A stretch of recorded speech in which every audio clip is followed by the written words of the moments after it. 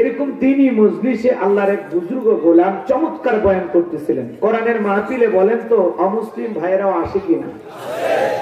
একটা হিন্দু মেয়ে পথ চলতে চলতে দেখতেছেন কোরআনের আলোচনা চলতেছে, তখন ওই মেয়েটা চিন্তা করলে দেখি তো একটু মুসলমানেরা কি আলোচনা করে।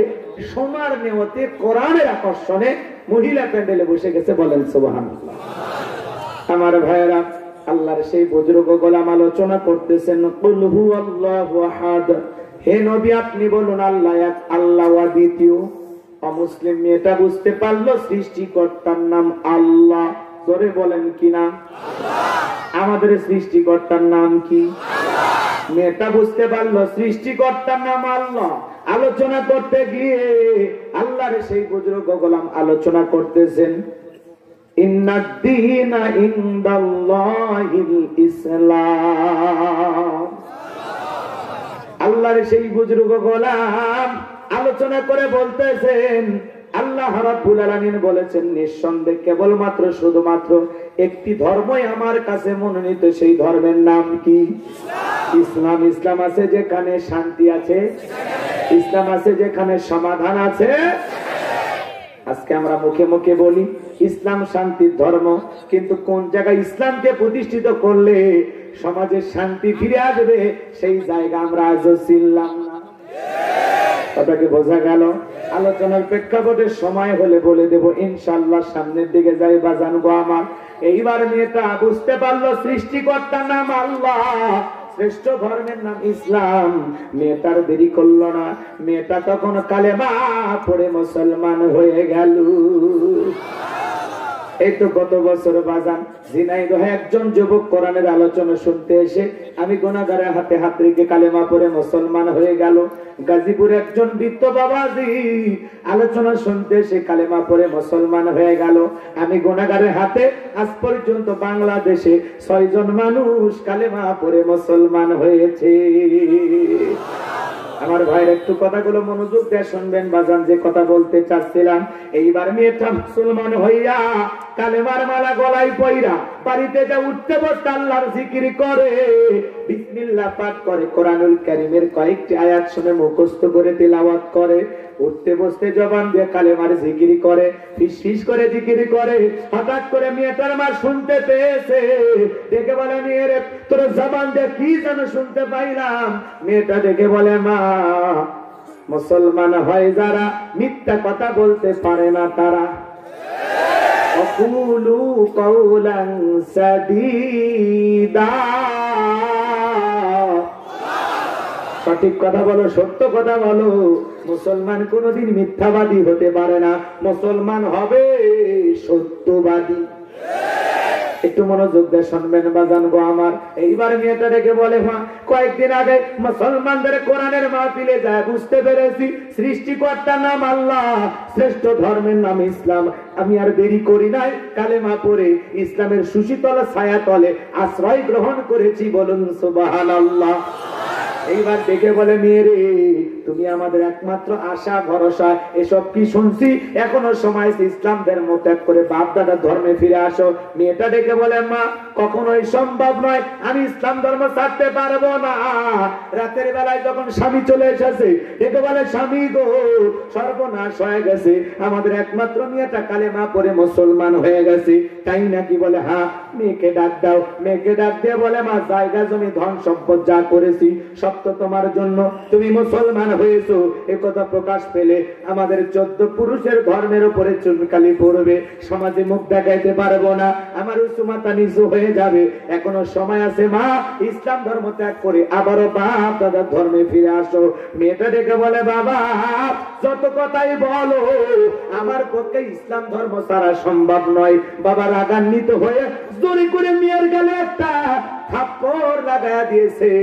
মেয়েটা কাঁদতে কাঁদতে দিকে বলে বাবা আমাকে যদি মারতে মারতে মেরেও ফেলে দাও, জীবনটা দিতে রাজি, ইসলাম ছাড়তে রাজি নাই। আরো জোরে বলেন আল্লাহু আকবার। আমার ভাইয়েরা, এইবার বাবা টেনশনে পড়ে গেল, বাদশার দরবারে চলে গেল। ওই দেশের বাদশার নিয়ম হলো, বাদশার সিল মোহর মারা আংটি যারা কাছে থাকবে হেফাজতের দায়িত্ব পালন করবে। যদি সে আংটি হারিয়ে ফেলে দেয়, ওই দেশের আইন অনুযায়ী বাদশা তাকে ফাঁসি দিয়ে মারে। এই ব্যক্তি বাদশার দরবারে যাওয়া মাত্রই বাদশা তার সিল মোহর মারা আংটিটা এই ব্যক্তির হাতে দিয়েছে, দিয়ে বলতেছে আংটিটা হেফাজতের দায়িত্ব পালন করতে হবে। এইবার এই ব্যক্তি ডেকে বলে, বাদশা আমি তো জানি এই দেশের আইন, আমার কাছ থেকে যদি আংটিটা হারিয়ে ফেলে দেই আপনি তো আমাকে ফাঁসি দিয়ে মারবেন। আমি ব্যস্ত মানুষ, এই দায়িত্ব নিতে পারবো না।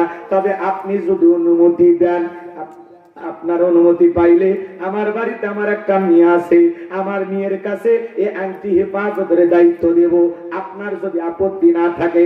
বাদশা ডেকে বলে, আমার কোনো আপত্তি নাই, তবে অবশ্যই দেশের আইন সম্পর্কে মেয়েটাকে অবগত করবা। এইবারে বাড়িতে যাওয়ার পর ডেকে বলে, মা এই দিকে আয়। মেয়েটা যখন কাছে এসেছে, আংটিটা বাদশার আংটিটা মেয়ের হাতে দিয়েছে, দিয়ে বলতেছে, মা এটা আমার দেশের বাদশার আংটি, খবরদার তুমি যেন হারিয়ে না ফেলো। যদি বাদশার আংটি তোমার কাছ থেকে হারিয়ে ফেলে দাও, বাদশা কিন্তু তোমাকে ফাঁসি দিয়ে মারবে। আমি বাবা হয়েও তোমাকে বাঁচাতে পারবো না। মেয়েটা বিসমিল্লাহির রহমানির রহিম বইলা সুন্দর করে জামার পকেটে আংটিটা রেখে দিল।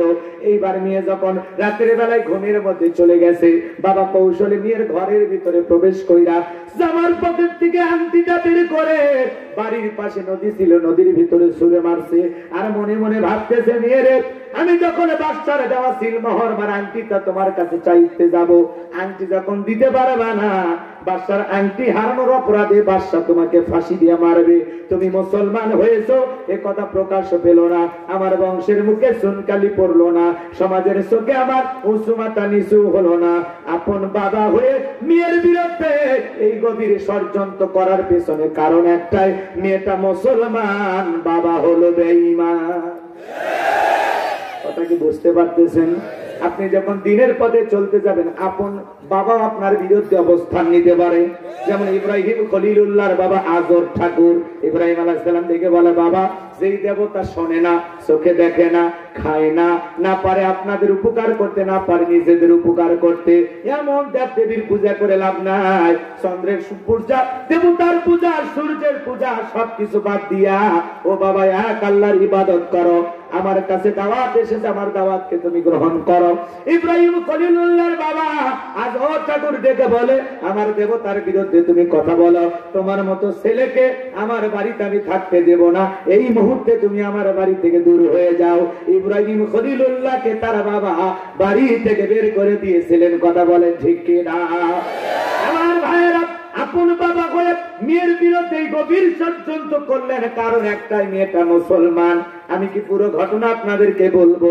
আংটিটা নদীর ভিতরে ছুঁড়ে মারছেন, পুরো ঘটনাটা কি হয় আপনারা কারা কারা শুনবেন? দু হাত তুলে দেখান। লিল্লাহি তাকবীর, লিল্লাহি তাকবীর। আপনারা তাহলে সূরার নাম কি বলছি? আরো জোরে বলেন।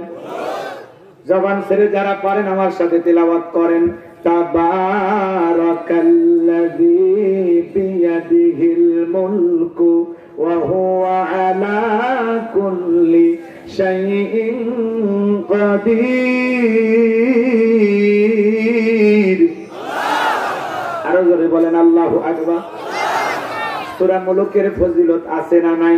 আল্লাহর কোন বান্দা যদি নিয়মিত এই সূরা মুলুক তিলাওয়াত করে, বাজানো গো আমার, এই সূরাটি যেই ব্যক্তি নিয়মিত তিলাওয়াত করবে, আল্লাহ রাব্বুল আলামিন তার জন্য কবরের সওয়াবকে সহজ করে দিবেন। বলুন সুবহানাল্লাহ। সূরা মুলুক যে ব্যক্তি নিয়মিত তিলাওয়াত করবে, ওই তিলাওয়াতকারীর পক্ষে কঠিন কিয়ামতের ময়দানে এই সূরাটি আল্লাহর দরবারে সুপারিশ করবে। বলুন সুবহানাল্লাহ। আমরা পারবো তো তিলাওয়াত করতে? মাত্র 30টা আয়াত নিয়মিত তিলাওয়াত করব, পরকালে এই সূরাটি আপনার পক্ষে সুপারিশ করবে। চলুন বাজান গো আমার, আল্লাহ রাব্বুল আলামিন দেখে বলেন, তাবারাকাল্লাযী বিয়াদিহিল মুলকু ওয়া হুয়া আলা কুল্লি শাইইন কাদির। মহামান্বিত সেই সত্তা যার হাতে সর্বময় কর্তৃত্ব রাজত্ব পাওয়ার ক্ষমতা, তিনি হলেন সর্ববিষয়ে শক্তিমান। বলেন আল্লাহু আকবার। তাহলে বলেন তো বাজান, সকল ক্ষমতার একমাত্র মালিক কে? সকল রাজত্ব কার হাতে?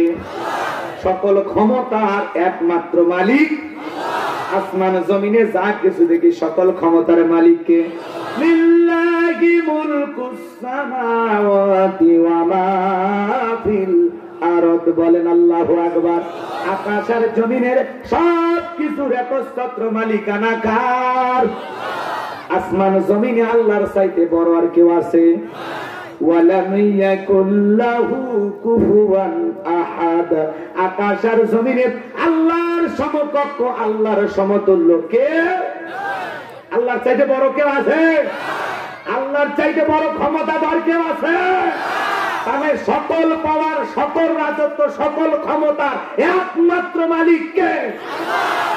আমরা সেই রবের গোলাম যার হাতে সকল ক্ষমতা। কথা বলে না কেন? একটু মনোযোগ দিয়ে কথাগুলো শুনবেন, খুব মনোযোগ দিয়ে কথা শুনবেন, চোখ কান খোলা রাখবেন, কানটা খরগোশের মতো খাড়া রাখেন, ঠাস ঠাস করে কথা বলবে, একটু মনোযোগ দিবেন, কথাগুলো বোঝার চেষ্টা করবেন যে হুজুর কি বুঝাইতে চায়।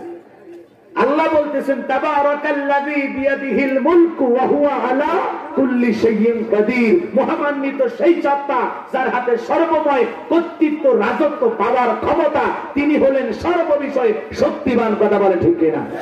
তাহলে আকাশ আর জমিনের সকল ক্ষমতার একমাত্র মালিক কে? ভালো করে বোঝেন, একটু মনোযোগ দিয়ে শুনবেন আমার ভাইয়েরা। অনেকেই ভাববেন আর বলবেন হুজুর তাহলে দুনিয়ার জমিনে যারা ক্ষমতা পায় এরা হলো কি? বলেন তো বাজান, আপনাদের জেলার নাম চাঁপাইনবাবগঞ্জ। এখান থেকে যদি একটা ছেলে ঢাকায় চাকরি করে, বলেন তো থাকার জন্য বাসা বাড়ি ভাড়া নেওয়া লাগবে কিনা? তাহলে এই লোকটা হলো কি? ভাড়াটিয়া। কথা কয় না কেন? এই দুনিয়ার জমিনে যারা ক্ষমতার চেয়ারে বসে, আমার আল্লাহ রাব্বুল আলামিন এদেরকে 5 বছর, 10 বছর, 20 বছর, 50 বছর এরকম একটা নির্দিষ্ট সময়ের জন্য আল্লাহ এদেরকে ক্ষমতা দেয়, কিন্তু এরা সবাই হলো ভাড়াটিয়া। কথা কয় না? এরা সবাই কি? সকল ক্ষমতার মালিক কে? আরো জোরে বলেন। এই দুনিয়ার জমিনে যত মানুষ ক্ষমতাধর হোক না কেন, ওই যে আপনাদের এলাকার ছেলে যেরকম চাকরি করে একটা ফ্ল্যাটে 10 বছর 20 বছর ভাড়া নিয়ে থাক, কিন্তু বাজান ও যদি 20 বছরও থাকে, বলেন তো কি বাড়ির মালিক নাকি ভাড়াটিয়া? আরো জোরে বলেন। তাহলে পৃথিবীর জমিনে 10 বছর, 20 বছর, 50 বছর যে যেমন ভাবে ক্ষমতায় থাক না কেন, দুনিয়ার সবাই ক্ষমতাধররা হলো ভাড়াটিয়া। আজ আছে কাল নাই। কথা বলেন ঠিক কিনা? বেলা শেষে সকল ক্ষমতার একমাত্র মালিককে।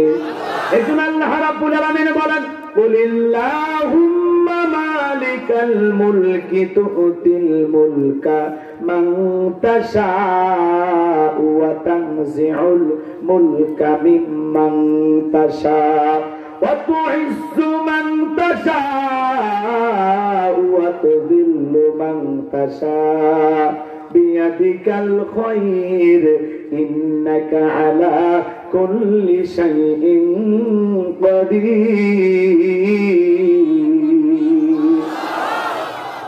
বলেন তো বাজান, রাজত্ব দেওয়ার মালিক কে?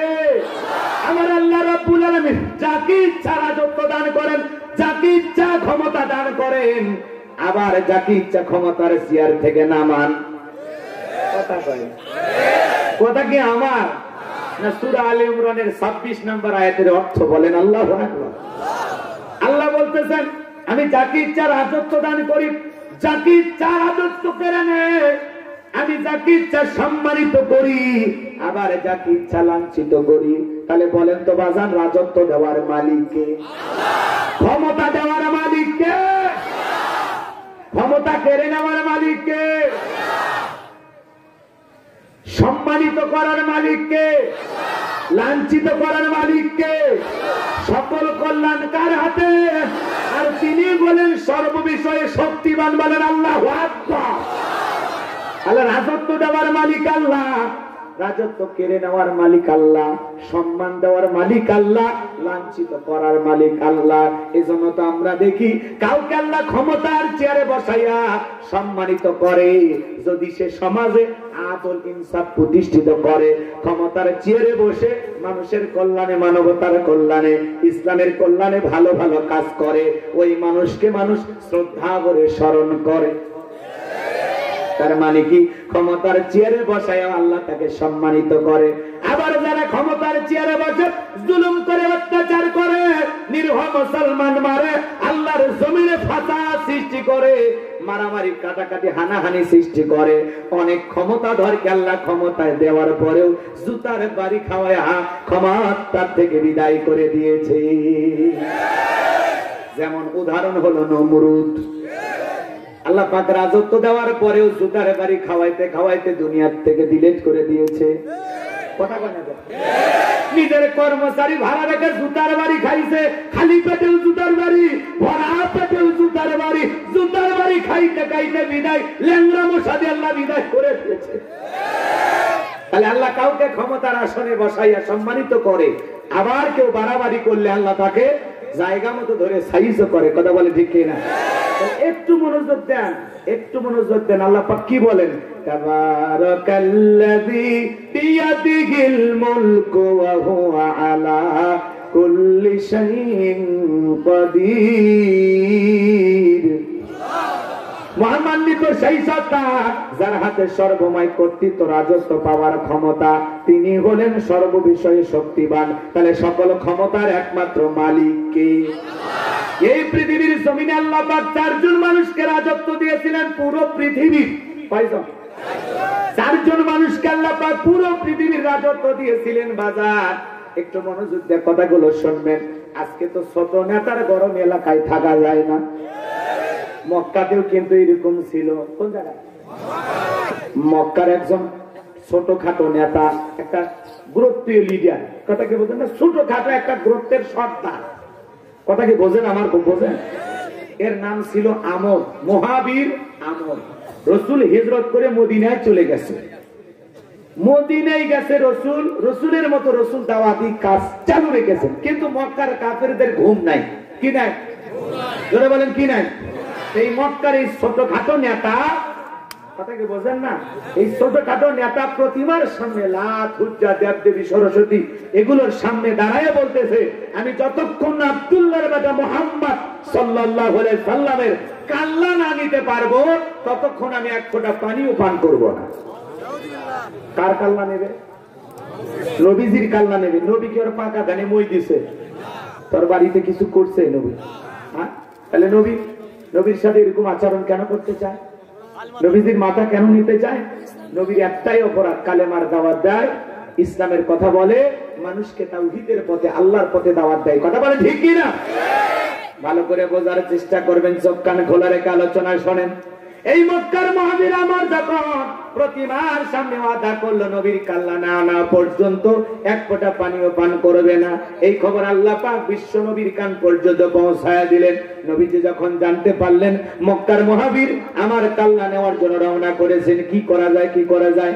নবী সাহাবায়ে কেরামদেরকে বললেন, ও আমার সাহাবীরা, মক্কার মহাবীর আমর আমার মাথা নেওয়ার জন্য রওনা করেছে। বিশ্ব নবীর প্রিয় সাহাবী হযরত ওসমান নরম মানুষ হলো দোয়ার পক্ষে। কথা বলে না? হযরত ওসমান ডেকে বলে, নবী গো, আল্লাহ পাকের এত বড় নবী আপনি, বিশাল বড় পয়গম্বর, আপনি আল্লাহর কাছে দোয়া করেন, আল্লাহ আপনার দোয়া কবুল করবে। বিশ্ব নবী হযরত ওসমানের কথা শুনে আসমানের দিকে হাত তুলে ধরে দোয়া করেন, আল্লাহ, মক্কার মহাবীর আমর আমাকে হত্যা করার জন্য রওনা করেছে, আমার মাথাটা নেওয়ার জন্য রওনা করেছে। ওই আমর আমার কাছে পৌঁছার আগে ওর হাত পা যেন প্যারালাইজ হয়ে যায়। দোয়া করতে দেরি, আসমান থেকে জিবরাইল আসতে দেরি করে নাই। বলেন আল্লাহু আকবার। জিবরাইল এসে বলে, নবী গো, আল্লাহ পাক আমাকে পাঠিয়েছেন। আমার আল্লাহ বলেছেন আমি শুধুমাত্র দুই হাত দোয়া করার জন্য দেই নাই, মাঝে মাঝে জালেম আর বেঈমানদেরকে সাইজ করার জন্য দুই হাতে লাঠিও তুলে নেওয়া লাগবে। বলেন তো সব সময় কি দোয়া দিয়ে কাজ হয়? এই গ্রামের নাম হলো গৌরীপুর। জোরে বলেন কি নাম?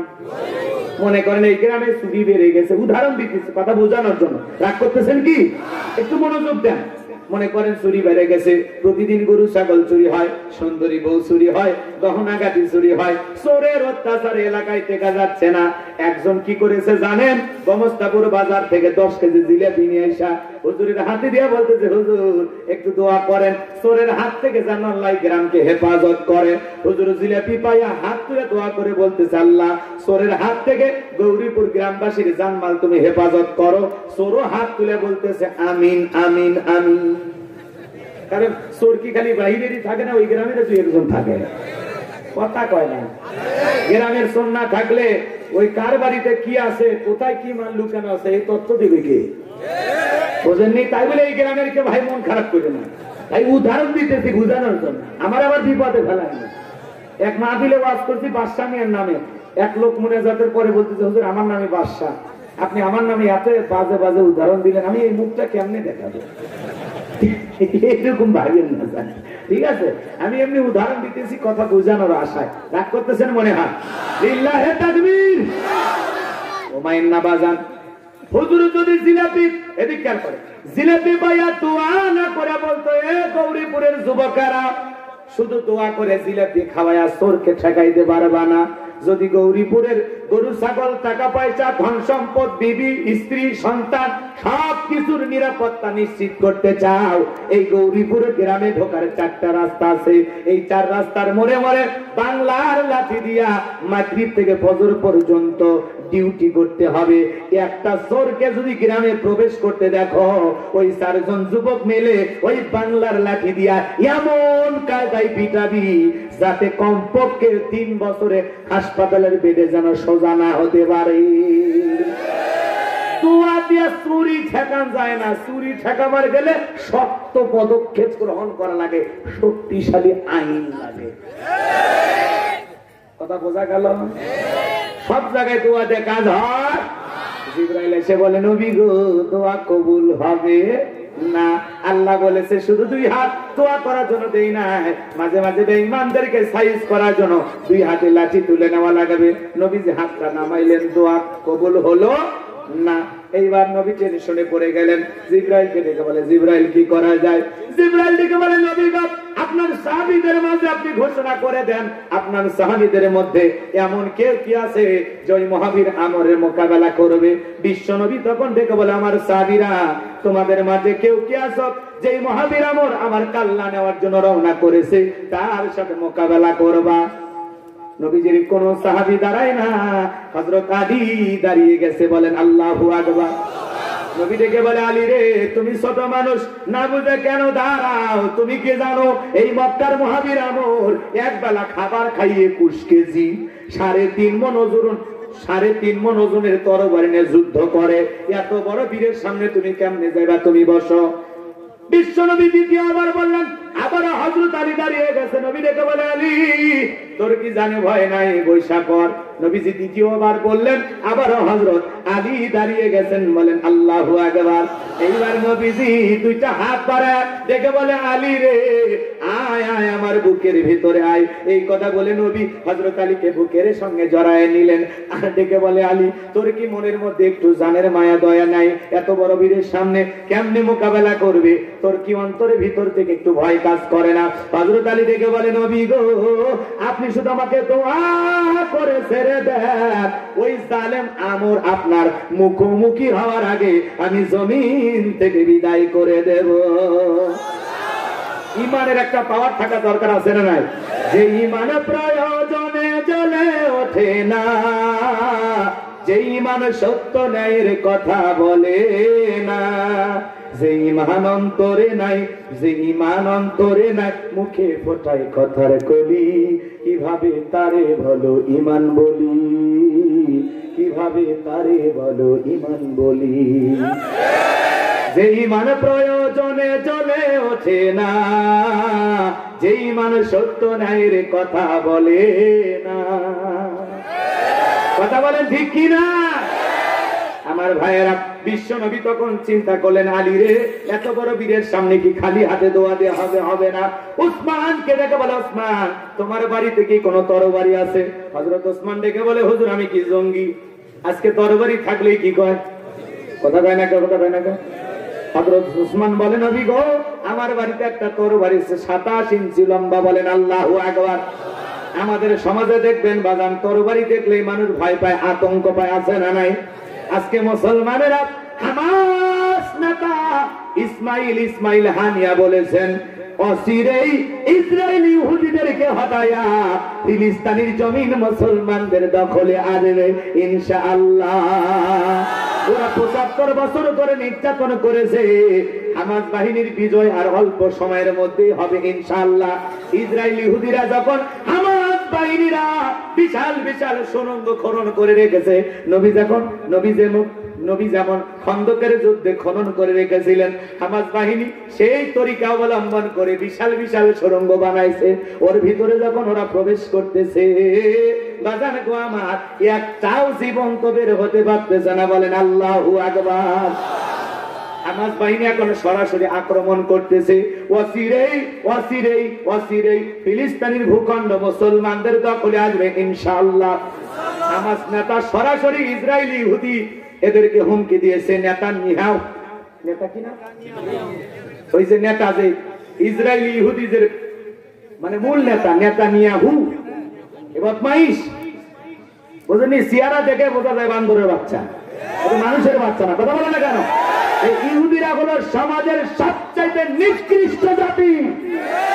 এদের ভিতরে কোনো মায়া দয়া নাই। ওদের ভিতরে যদি মায়া দয়া থাকতো, তাহলে ফুটান্ত গোলাপের মতো ছোট্ট ছোট্ট নিষ্পাপ ফিলিস্তিনি শিশুদেরকে ওরা হত্যা করতে পারতো না। ওদের জুলুম বাইরে গেছে। তারা বলে ঠিক কিনা? তো জুলুম নির্যাতন যত বাড়াবে, মুসলমানদের বিজয় তত নিকটে। কথা বলে ঠিক কিনা? এই জন্য সময় বেশি দূরে নাই। ওয়াসিরেই ইনশাআল্লাহ হামাস যোদ্ধাদের হাতে, ফিলিস্তিনি মুসলমানদের হাতে ওই ইসরায়েলি ইহুদিদেরকে পরাজয় বরণ করতে হবে ইনশাআল্লাহ। শুধু কি তাই? হ্যাঁ, ইরানের হুতি চেনেন না? এরাও মনে করেন একটা সংগঠন। এদের পক্ষ থেকে 1400 মাইল দূরে থেকে ওরা টার্গেট করে হামলা করছে এবং তারা সফল হয়েছে। বলেন আল্লাহু আকবার। এটা দেখে ইসরায়েলি ইহুদিরা আরো পিছিয়ে আসতেছে। বাপ রে বাপ, যেভাবে মুসলমানেরা হামলা করতেছে, জান নিয়ে বাঁচানো কঠিন হচ্ছে। কথা বলেন ঠিক কিনা? আজকেও তাদের কয়েকটা টাঙ্গের উপর এমন ভাবে হামলা করেছে, ধুলির সাথে মিশিয়ে দিয়েছে। শুধু কি তাই, 11 জন না 12 জন ইসরায়েলি ইহুদি সেনাদেরকে তারা দুনিয়ার জমিন থেকে বিদায় করে জাহান্নামে পাঠিয়ে দিয়েছে। বলেন আল্লাহু আকবার।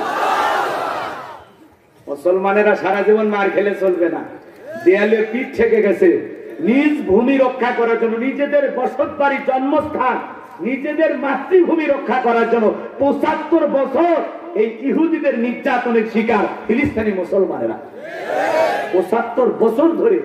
আর হামাসকে বলা হয় জঙ্গি। হ্যাঁ, ইসরায়েলি ইহুদিরা হামলা করে মসজিদে, গির্জায়, হাসপাতালে, নিরীহ নারীদেরকে, শিশুদেরকে, 8000-এর উপর বেশি মানুষকে বিদায় করে দিয়েছে। ওরা জঙ্গি হয় না। আর হামাস যখন দেয়ালে পিঠ থেকে গেছে, একটু পাল্টা আক্রমণের জবাব দিচ্ছে, একটু প্রতিরোধ করে তোলার চেষ্টা করতেছে। নিজের দেশের ভূমি রক্ষা করার জন্য, নিজের দেশের নিরীহ মুসলমানদের জানমাল রক্ষা করার জন্য একটু পাল্টা আক্রমণের জবাব দিয়েছে। কয়েকটা ড্রোন মারছে, আর একটু ফাঁকা জায়গা দেখে একটু গুলি টুলি মারতেছে, বলেন নেই? তখন বলতেছে হামাস হলো জঙ্গি। ও, মুসলমানেরা মারলে জঙ্গি হয়, আর তোমরা মারলে কি হয়? দিলে ভাইরা কথা কয় না কেন? এই ইহুদি জাতিরা হলো দুনিয়ার সবচাইতে বড় বড় জঙ্গি। কথা বলে ঠিক কিনা? এরা মানুষ না, এরা পশু। এই ইহুদি জাতির অন্তরে কোনো মায়া দয়া নাই। ওদের টাকা পয়সা আছে। পৃথিবীর ওই পশ্চিমা বিশ্বের সাদা চামড়ার নেতারা একটু টাকা পয়সা দিয়ে, অস্ত্র দিয়ে সহযোগিতা করতেছে, এই জন্য একটু বাড়াবাড়ি করতেছে। কিন্তু ইসরায়েলি ইহুদি সাধারণ জনগণ যারা ওই দেশে বসবাস করতো, সবগুলো ফিলিস্তিন থেকে ভাগে আসছে, পালায় আসছে। এখন শুধু যে কয়টা বাহিনী আছে, এদের মোকাবেলা করতে পারলে ইনশাআল্লাহ বিজয় নিশ্চিত। আল্লাহ কবুল করেন। জোরে বলেন আমিন। আরো জোরে বলেন আমিন। কি ফিলিস্তিনের মুসলমানের বিজয় চান না? একটু একটু দোয়া করেন, দোয়া করেন। আমরা তো যেতে পারবো না, কিন্তু যাওয়ার তামান্না আছে। কথা বলে না কেন? এদেশের লক্ষ লক্ষ লক্ষ যুবক রেডি হয়ে আছে। যদি আমাদের মসজিদ বাইতুল মুকাদ্দাস রক্ষা করার জন্য, মুসলমানদের প্রথম কেবলা মসজিদুল আকসা রক্ষা করার জন্য, আর ফিলিস্তিনি নিরীহ মুসলমানদের সাহায্য করার জন্য যদি বর্ডার খুলে দেওয়া হয়, ফিলিস্তিনি পর্যন্ত পৌঁছানোর ব্যাপারে নিশ্চিত করা হয়, এদেশের লক্ষ লক্ষ যুবক তৈরি হয়ে আছে জীবন দেওয়ার জন্য। কথা বলে দিতে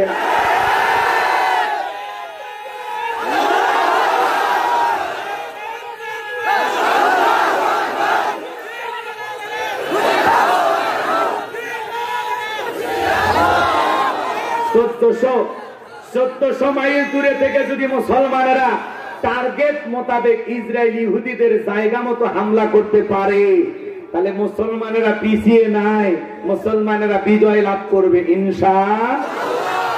ওই ইসরায়েল ইহুদি নেতার টনক নড়ে গেছে, যে অবস্থা খুবই খারাপ।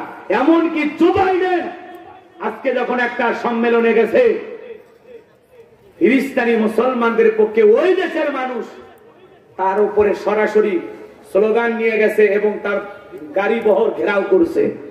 কথা বলেন না কেন? এই জো বাইডেনকেও জনগণের তোপের মুখে পড়তে হয়েছে। কথা বলেন ঠিক কিনা? এই জো বাইডেন আবার নেতানিয়াহুকে ফোন দিয়া বলতেছে, সব হয় যুদ্ধ চালিয়ে যা, না হলে পদত্যাগ কর। কথা বলে না কেন? আল্লাহু আকবার। ওরাই লাগবে সরে সরে মাস্তা তো ভাই, একজন আর একজন গুতাগুতি করে শেষ হয়ে যাবে। মুসলমানেরা বিজয় লাভ করবে ইনশাআল্লাহ।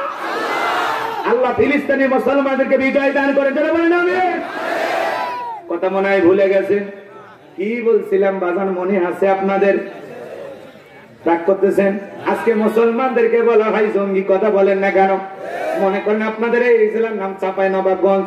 মনে করেন এই চাঁপাইনবাবগঞ্জ শহরে একটা বড় দাওরা হাদিস মাদ্রাসা আছে। হুজুর বলতেছে, বাবা কয়েকদিন পরে কোরবানির ঈদ, বাড়িতে যা কি করবা? যদি এই শহরের মধ্যে অনেক ধনী মানুষ আছে, এদের গরু যদি একটু জবাই করে দেওয়া হয়, হাদিয়াও পাওয়া যাবে, চামড়াটাও মাদ্রাসায় দেবে। যদিও চামড়ার যে দাম, এইটা দিয়ে মাদ্রাসা চালানো যাবে না। ওই জালেমেরা সিন্ডিকেটের মাধ্যমে গরুর চামড়ার দাম কমায় দিয়েছে। ওরা মনে করেছে চামড়ার টাকা দিয়ে মাদ্রাসা চলে। না না, এদেশের জনগণের পকেটে আল্লাহ টাকা দিয়েছে মাদ্রাসা চালানোর জন্য। এদেশের জনগণের টাকা দিয়ে নবীর ঘরে মাদ্রাসা চলে। কথা বলে ঠিক কিনা? খালি চামড়া বাসা টাকা দিয়ে চলে না। গরুর দাম 2 লাখ, চামড়ার দাম 200। কি সিন্ডিকেট বোঝেন? কি সিন্ডিকেট?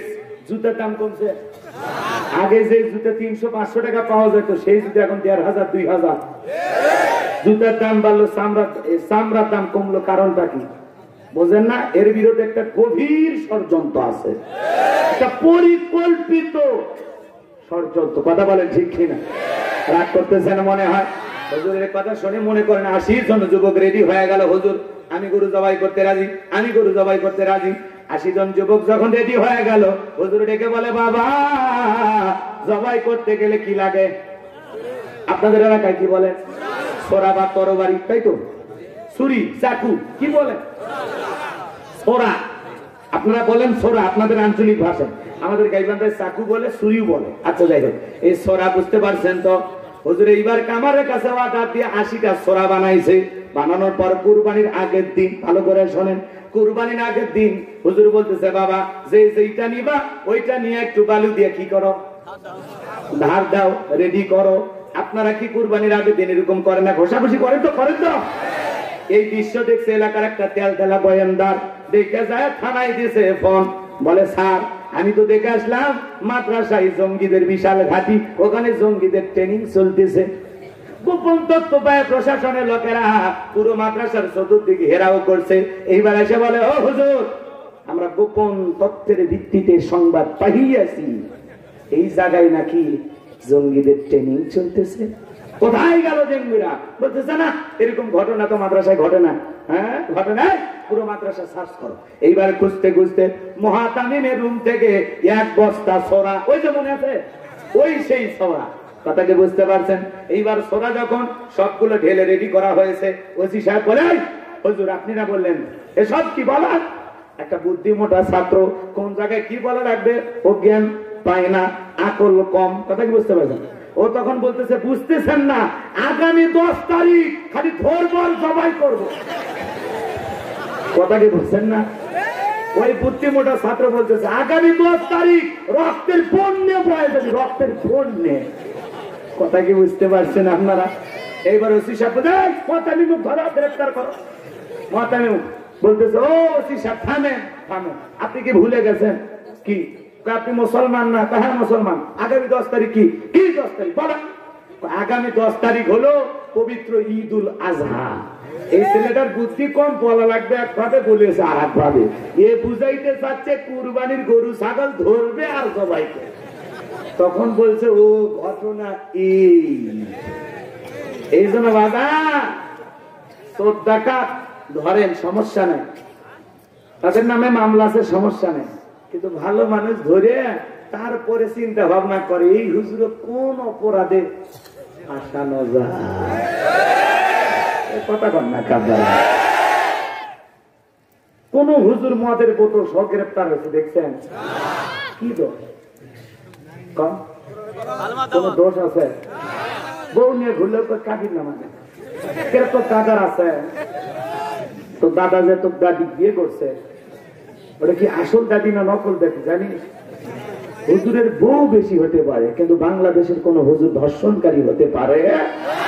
কথা বলেন, রাগ করেন না, রাগ করেন না। সামনের দিকে যায়, কষ্ট হচ্ছে আপনাদের মনে হয় না? সামনের দিকে যায়, কোন কথা বলছিলাম মনে হয় ভুলে গেছেন? কি কি এজন্য মনে রাখবেন, বাংলাদেশের কোন মাদ্রাসায় জঙ্গিদের আস্থানা নাই। মাদ্রাসায় জঙ্গি তৈরি করার ট্রেনিং দেওয়া হয় না, মাদ্রাসায় জীবনের শেষ জানাজার নামাজের ট্রেনিং দেওয়া হয়, জুমার নামাজের ট্রেনিং দেওয়া হয়। এদেশের আদর্শ নাগরিক তৈরি করা হয় মাদ্রাসা থেকে। মাদ্রাসার বাচ্চারা শিক্ষককে বিদায় না, আর চুয়াডাঙ্গায় দেখলেন না পরীক্ষার খাতা কেড়ে নিয়েছে, ঠাস ঠাস করে পিঠে ছাড় দিচ্ছে। মাদ্রাসার ছাত্রদের ভিতরে এখনো আদব আছে, অজুর পানি উস্তাদের পায়ে ঢেলে দেয়। আর কলেজ ইউনিভার্সিটির দিকে তাকায় দেখেন ছাত্র শিক্ষক ও পিঠে লঙ্গি করে। কথা ঠিক কিনা? এরকম আছে না নাই? চলেন সামনের দিকে যাই। যে কথা বলতে চাচ্ছিলাম লম্বা হবে, লম্বা করব না। হযরত উসমান তরবারি নিয়ে আসলেন, বিশ্ব নবী হযরত আলীর হাতে দিয়ে দিলেন। হযরত আলী তরবারি পায়ে মারছে দৌড়। নবী দেখে বলে আলী রে এত জোরে কেন দৌড়াও? দেখে বলে নবী অনেক আগে রওনা করেছে আপনার মাথা নেওয়ার জন্য, আমি চাই ওই কাফের আপনার চেহারা দেখার আগে জমিন থেকে বিদায় করে দেব। বলেন আল্লাহু আকবার। এইবার হযরত আলী তরবারি নিয়ে দৌড়াইতে দৌড়াইতে দৌড়াইতে আমরের মুখোমুখি হয়ে গেছে। বলেন আল্লাহু আকবার। হযরত আলীকে দেখা মাত্র আমর দেখে বলে কিরে আলী তুই কেন আমার সামনে? তুই পিচ্ছি মানুষ আমার সামনে কেন? হযরত আলী বলে পিচ্ছি নাকি পরে বুঝাইতেছি। এই কথা বলে হযরত আলী একটা দোয়া পড়তেছেন আর দাঁত টানতেছেন। এই দোয়াটা পরে বাড়ির চতুর্দিকে যদি পানি ছিটিয়ে দিতে পারেন, এই দোয়া পরে যদি বাড়ির দরজা লাগায় দিতে পারেন, আপনার বাড়িতে কোনোদিন বড় ধরনের দুর্ঘটনা ঘটবে না, চুরিও হবে না। বলেন আল্লাহু আকবার। একটু শোনেন বাজান, হযরত আলী কি সেই দোয়া পড়েছেন শুনবেন? অপেক্ষা করেন। হযরত আলী এইবার দোয়া করতেছে আর দাঁত টানতেছে। দাঁত টানা বোঝেন তো? ওই ছুরি বা তরোয়ার দিয়ে এরকম দাঁত টানতেছে। দাঁত খেলা শুরু হওয়ার আগে সীমানা কথা কয় না কেন বোঝেন তো? বোঝেন নাহলে কোন সাইডে গোল দেবে, অফ সাইডে গোল হবে, সীমানা লঙ্ঘন করবে, গোল চলবে না। জায়গা মতো গোল দেওয়া লাগবে নাকি বলেন? হযরত আলী এবার তরবারিতে দাঁত টানছে। দাঁত টানা বোঝেন তো? দাঁত টানা যখন শেষ হয়ে গেল, বিশ্বনবীর দেওয়া তরবারিটা উঁচু করে বলে এই কাফেরের বেটা আমর, যদি তোর সাহস থাকে খালি দাঁতটা পার হয়ে দেখায়। এই কাফেরের বেটা আমর, মায়ের যদি দুধ খেয়ে থাকিস খালি দাঁতটা পার হয়ে দেখা। এ আয় খেলা হবে। আল্লাহু আকবার বলেন। ভাই এটা বাংলাদেশের কিন্তু ভাইরাল ডায়লগ, শুধু তা না, এটা ভারত সব দেশেই, মানে বাংলা কথা যত মানুষ ডাকে সব জায়গাতেই ভাইরাল ডায়লগ। কথা ঠিক কি? আবার এই কথার মধ্যে আবার যেন কেউ রহস্য খুঁজছেন না, ঠিক আছে? এমনি বলতেছি কি হবে। হ্যাঁ আজকে দেখলাম না যুবকেরা খেলা হুজুর এনডিএ দিছে, কথা কয় না কেন? হ্যাঁ ইন্ডিয়ার সাথে তো বাংলাদেশও পারে না, কথা ঠিক না? যাই হোক, ইন্ডিয়াতে বিশ্বকাপ, যুবকেরা বলতেছে ইন্ডিয়া এবার কাপ মারবি হুজুর। এরা আবার বিশ্বকাপের পাগল। রাগ করতেছো তোমরা? আচ্ছা, এইদিকে খেয়াল করেন বাজান, যে কথা বলতে চাচ্ছিলাম, হযরত আলী ডেকে বলে, এই মহাবীর আমার কাফের, যদি তোর সাহস থাকে খালি দাগটা পার হয়ে আয়, এ আয়। আল্লাহু আকবার বলেন। এই কথা শুনে আমরের হাত পা কাঁপা শুরু হয়েছে। দুইজন লাগা লাগা ভাব। পুরো ঘটনাটা কি বলবো? কারা কারা শুনবেন একটু হাত তোলেন তো দেখি। লিল্লাহে তাকবীর, লিল্লাহে তাকবীর। আত্মান আল্লাহ বলেন, তাবারাকাল্লাযী বিয়াদিহিল মুলকু ওয়া হুয়া আলা কুল্লি শাইইন কাদির। মহামান্বিত সেই সত্তা যার হাতে সর্বময় কর্তৃত্ব, রাজত্ব পাওয়ার ক্ষমতা, তিনি হলেন সর্ববিষয়ে শক্তিবান। তাহলে সকল রাজত্ব পাওয়ার ক্ষমতা কার হাতে? তিনি এই পৃথিবীর জমিনে কয়জন মানুষকে পাওয়ার দিয়েছিলেন বলেন? কয়জন?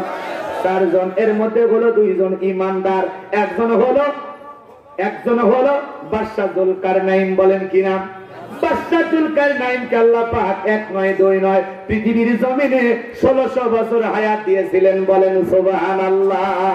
বাদশা যুলকারনাইনকে আল্লাহ পাক পুরো পৃথিবীর রাজত্ব দিয়েছিলেন। তার রাজত্ব নিয়ে যদি আমি ঘটনা বলা শুরু করি, 2 দিন শেষ হয়ে যাবে, বলার সুযোগ নাই। 1 নাম্বার ইমানদার বাদশা যুলকারনাইনকে আল্লাহ পাক পুরো পৃথিবীর রাজত্ব দিয়েছিলেন। 2 নাম্বার হলো নবী সুলাইমান। বলেন আল্লাহু আকবার। নবী সুলাইমান আলাইহিস সালামকে আল্লাহ পুরো পৃথিবীর রাজত্ব পাওয়ার ক্ষমতা দিয়েছিলেন। আমি আজকে 2 জন ইমানদারের বাদশাহীর কথা বলবো না, 2 জন কাফেরকে আল্লাহ পাক পুরো পৃথিবীর রাজত্ব পাওয়ার ক্ষমতা দিয়েছিলেন। এর মধ্যে একজন জালেম বাদশা, নাম হলো বখতে নাসর। জোরে বলেন কি নাম? আরো জোরে বলেন। এই বখতে নাসর জালেম বাদশাকে আল্লাহ পাক পুরো পৃথিবীর রাজত্ব পাওয়ার ক্ষমতা দিয়েছিল। সে আসছিল কোন সময় জানেন? এই যুবক একটু মনোযোগ দাও, গুনাহগারের কথাগুলো শুনে যাও। হযরত পয়গম্বর, একজন পয়গম্বর আল্লাহর জমিনে এসেছিলেন, নাম হলো দানিয়েল আলাইহিস সালাম। জোরে বলেন কি নাম? নবী দানিয়েল আলাইহিস সালামের জামানায় আল্লাহ রাব্বুল আলামিন জালেম বাদশা বখতে নাসরকে পাঠাইছিলেন। কিন্তু তার আগে পয়গম্বর কি করেছিলেন জানেন? পয়গম্বর তার কওমের মানুষকে দাওয়াত দিলেন। আল্লাহ রাব্বুল আলামিন বলেন, ইয়া বানি ইসরাঈল আযকুরু নি'মাতি আল্লাতী أنعمت عليكم وأني فضلتكم على العالمين। নবী দানিয়েল দেখে বলে, হে বনি ইসরাইলের উম্মতেরা শোনো, এক সময় তোমাদের দাসত্বের জীবন ছিল, গোলামীর জীবন ছিল, তোমাদের বাপ দাদা চাকর ছিল, কৃতদাস ছিল। সেই জীবন থেকে আল্লাহ পাক তোমাদেরকে মুক্তির জীবন দিয়েছে, স্বাধীনতার জীবন দিয়েছে। বিদায় তোমরা দাম্ভিকতা করো না, অহংকার করো না। এখনো সময় আছে, এক আল্লাহর ইবাদত করো। এক সময় তোমাদের বাপ দাদা খাইতে পারতো না, পড়তে পারতো না, এখনো সময় আছে, তোমরা এক আল্লাহর ইবাদত করো। ওরা দেখে বলে, ও পয়গম্বর, পুরান দিনের গল্প শোনায় লাভ নাই, বাপ দাদা কি ছিল ওইটা জানে আমাদের লাভ নাই। কথাকে বোঝেন? রাগ করতেছেন মনে হয়? অতীতে কে কি করে ভুলে যায় মানুষ। কথা বলেন ঠিক কিনা? এই যে আজকে ফরিদপুরের একটা ঘটনা দেখলাম বাজার, 12 বছর আগে একটা পোল্ট্রি দোকান থেকে চুরি করছে, বাজার থেকে মাত্র 3000 না কয় হাজার টাকা চুরি করেছে। আল্লাহর গোলাম 12 বছর পরে একখানা চিঠি লেখা দোকানদারের কাছে টাকা ফেরত পাঠাইছে। দোকানদার দোকানে ঝাঁপ খুলে দেখে একটা চিঠি আর প্যাকেটের ভিতরে টাকা। অবাক হয়ে গেল। চিঠির ভিতরে লেখেছে, আমাকে ক্ষমা করে দেবেন, আমি অভাবের কারণে পরে আজ থেকে 12 বছর আগে আপনার দোকানের টাকা চুরি করেছিলাম, টাকাটা ফেরত দিয়ে গেলাম, আমাকে আপনি মাফ করে দেন। ভাইরাল চোর। কথা বলেন। চোর হলেও মানুষ ভালো, টাকা চুরি করেছিল, 12 বছর পরে মালিকের কাছে ফেরত দিল। এইবার তাকে বলা হলো, ভাই আপনার টাকা যে চুরি করেছে ছেলেটা ফেরত দিয়েছে। বলে, আমি খুশি হয়ে গেছি। এই ছেলেটা বলে চিঠির ভিতরে লিখেছে, আল্লাহ রাব্বুল আলামিন বলেছেন, যদি কোন বান্দার হক আমার বান্দা নষ্ট করে, ওই বান্দা ক্ষমা না করা পর্যন্ত আমি আল্লাহ তাকে ক্ষমা করব না। বিদায় আমার অনুশোচনা পরকালের ভয় এসে গেছে। আমি আপনার দোকান থেকে চুরি করেছিলাম, সেই চুরি করা টাকা 12 বছর পরে আপনাকে ফেরত দিলাম, আপনি আল্লাহর রাস্তায় আমাকে মাফ করে দিবেন। পরকালে আল্লাহর দরবারে আসামির কাঠগড়ায় দাঁড় করাইয়া দিবেন না। এই দোকানদার মানুষটা ভালো, মাথায় টুপি আছে, মুখে দাঁড়িয়ে আছে। আল্লাহর গোলাম কাঁদতে কাঁদতে বলে, মানুষ যে এত ভালো, কেমনে তার ক্ষমা না করে থাকতে পারি? সে আমার চুরি করেছিল, আমি সেই কথা ভুলে গেছিলাম। আজকে টাকাও ফেরত দিয়েছে, আমার কাছে ক্ষমা চেয়েছে, আমি তাকে ক্ষমা করে দিলাম। আমার আল্লাহ যেন এই চোরকে ক্ষমা করে দেয়। আল্লাহু আকবার বলেন। তো মানুষ পাপ করে অনুশোচনা করা দরকার আছে না নাই? নিজের ভুল বুঝতে পারলে সাথে সাথে ক্ষমা চাওয়া লাগবে কার কাছে? আর যার কাছে ভুল করবেন তার কাছে কথা বলেন, ঠিক কিনা? ঘটনা ভুলে গেলে চলবে না। নবী দানিয়েল দেখে বলে, শোনো, তোমাদের বাপ দাদার অবস্থা ভালো ছিল না, তারা খুব দুঃখে কষ্টে দিন অতিবাহিত করেছে, আল্লাহ তোমাদের সুখের দিন দিয়েছে। বিদায় গাছের পূজা করো না, মাছের পূজা করো না, চন্দ্রের পূজা করো না, এক আল্লাহর ইবাদত করো। তারা ডেকে বলে, ও পয়গম্বর, পুরান দিনের গল্প শোনায় লাভ নাই, আমরা ভালো আছি, আমাদের টাকা পয়সা খাওয়া দাওয়ার কোনো কিছু অভাব নাই। আল্লাহর পয়গম্বর দিনে দাওয়াত দেয়, রাতে দাওয়াত দেয়, অনেক ভাবে বনি ইসরায়েলের উম্মতদেরকে বুঝায়, কিন্তু বনি ইসরায়েলের উম্মতেরা কিন্তু সোজা না, ওরা একটু বাঁকা। কথা বলে, ওরা কি একটু বাঁকা, ঠেটা ঠেটা বোঝেন আপনারা? ঠেটা বোঝেন? একটু মনে হয় ঘাড়ের একটা রক দেখা। সহজে এরা মানতে চায় না, সহজে এরা মানতে চাই না। আল্লাহর পয়গম্বর দানিয়েল অনেক ভাবে বুঝাইলেন, কোনোভাবে যখন তারা নবীর দাওয়াত গ্রহণ করলেন না, আল্লাহর পয়গম্বর দেখে বলে, শোনো, কোন কওমের মানুষ, কোন জাতির মানুষ যদি আল্লাহর সাথে দাম্ভিকতা করে, খোদাদ্রোহিতা করে, আল্লাহর সাথে বাড়াবাড়ি করতে চায়, আল্লাহ রাব্বুল আলামিন ওই জামানার মানুষের উপরে দুই ধরনের আযাব আর গজব পাঠায়। একটা হলো আসমান জমিনের বালা মুসিবত দিয়ে, গজব দিয়ে জমিন থেকে ধ্বংস করে দেয়, আর না হলে তাদের ঘাড়ে জালেম শাসক পাঠাইয়া দেয়। এখনো সময় আছে, তোমরা আল্লাহর ইবাদতে মনোযোগী হও। কিন্তু উম্মতেরা শুনলেন না। তখন আল্লাহ পাক ওই জামানায় জালেম বাদশা বখতে নাসরকে তাদের ঘাড়ে চাপায়া দিলেন। জালেম বাদশা বখতে নাসর ক্ষমতার চেয়ারে বসার পর হাজার হাজার মানুষকে বিনা অপরাধে জেলখানায় গ্রেফতার করলেন। গ্রেফতার করতে করতে বাজান গো আমার, আল্লাহর পয়গম্বর দানিয়েল আলাইহিস সালাম সহ তার ৭০,০০০ উম্মতকেও গ্রেফতার করেছে। কত হাজার?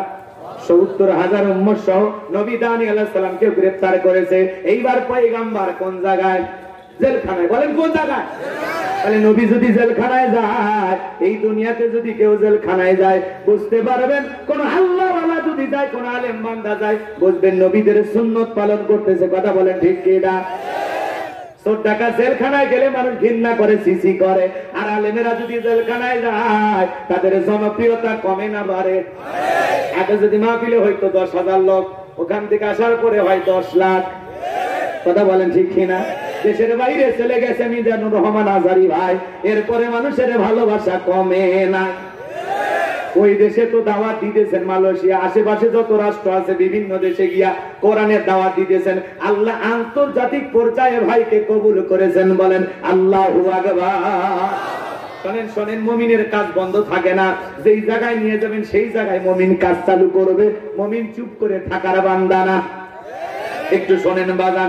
এইবার নবী দানিয়েল ডেকে বলে, কি ব্যাপার, কি ব্যাপার, আজকে কেন তোমরা জেলখানায়? আমি তো এই দিনের ভয়ে তোমাদেরকে দেখাইছিলাম, যখন তখন আযাব গজব ভাগ্যে চাপতে পারে। আল্লাহ জমিনের বালা মুসিবত দিলেন না, দিলেন একজন শাসককে পাঠাইয়া। সেই শাসক তোমাদেরকে এবং আমাদেরকে গ্রেফতার করেছে।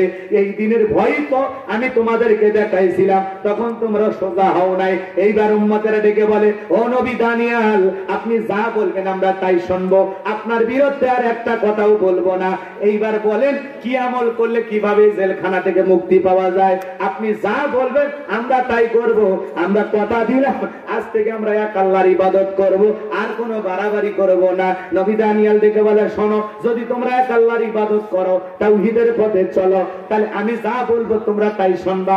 ৭০,০০০ উম্মত বলে আমরা রাজি হয়ে গেলাম। নবী দানিয়েল দেখে বলে, শোনো, রাত ১২টার পরে আমি যখন তোমাদেরকে বলবো, আল্লাহ বলে ডাক দেবো, একটা চিৎকার মারবো, আল্লাহ বলে ডাক দেবো, ডাক দেওয়ার সাথে সাথে তোমরা ঘুম থেকে জাগ্রত হইবা।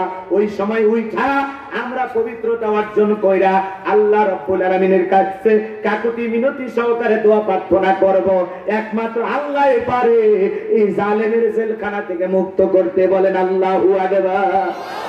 রাত 12টার পরে নবী দানিয়েল আলাইহিস সালাম আল্লাহ বলে ডাক দিয়েছেন। হাজার হাজার উম্মতেরা জাগ্রত হয়ে আল্লাহ বলে ডাক দিয়েছেন। এইবার কাকুতি মিনতি সহকারে আল্লাহর কাছে দোয়া প্রার্থনা করে বলে, আল্লাহ আমার উম্মতেরা ভুল করেছে, নিজেদের ভুল বুঝতে পেরেছে, তারা এখন থেকে এক আল্লাহর ইবাদত করবে। তারা ওয়াদা দিয়েছে তারা আর গুনাহের কাজ করবে না, আর পূজা করবে না, আর দাম্ভিকতা করবে না, আজ থেকে সবাই আপনার গোলামি করবে। আল্লাহ গো, আমার উম্মতের আমার কাছে অনুরোধ করেছে আপনার কাছে দোয়া করার জন্য। মনে রাখবেন বাজান, একটা মায়ের অন্তরে সন্তানের জন্য যেমন মায়া থাকে, নবীদের অন্তরে উম্মতের জন্য তার চাইতে বেশি মায়া থাকে। এবার নবী দানিয়েল কেঁদে কেঁদে বলে, আল্লাহ আমার উম্মতেরা ভুল বুঝতে পেরেছে, আপনি আমার উম্মতদের ক্ষমা করে দেন।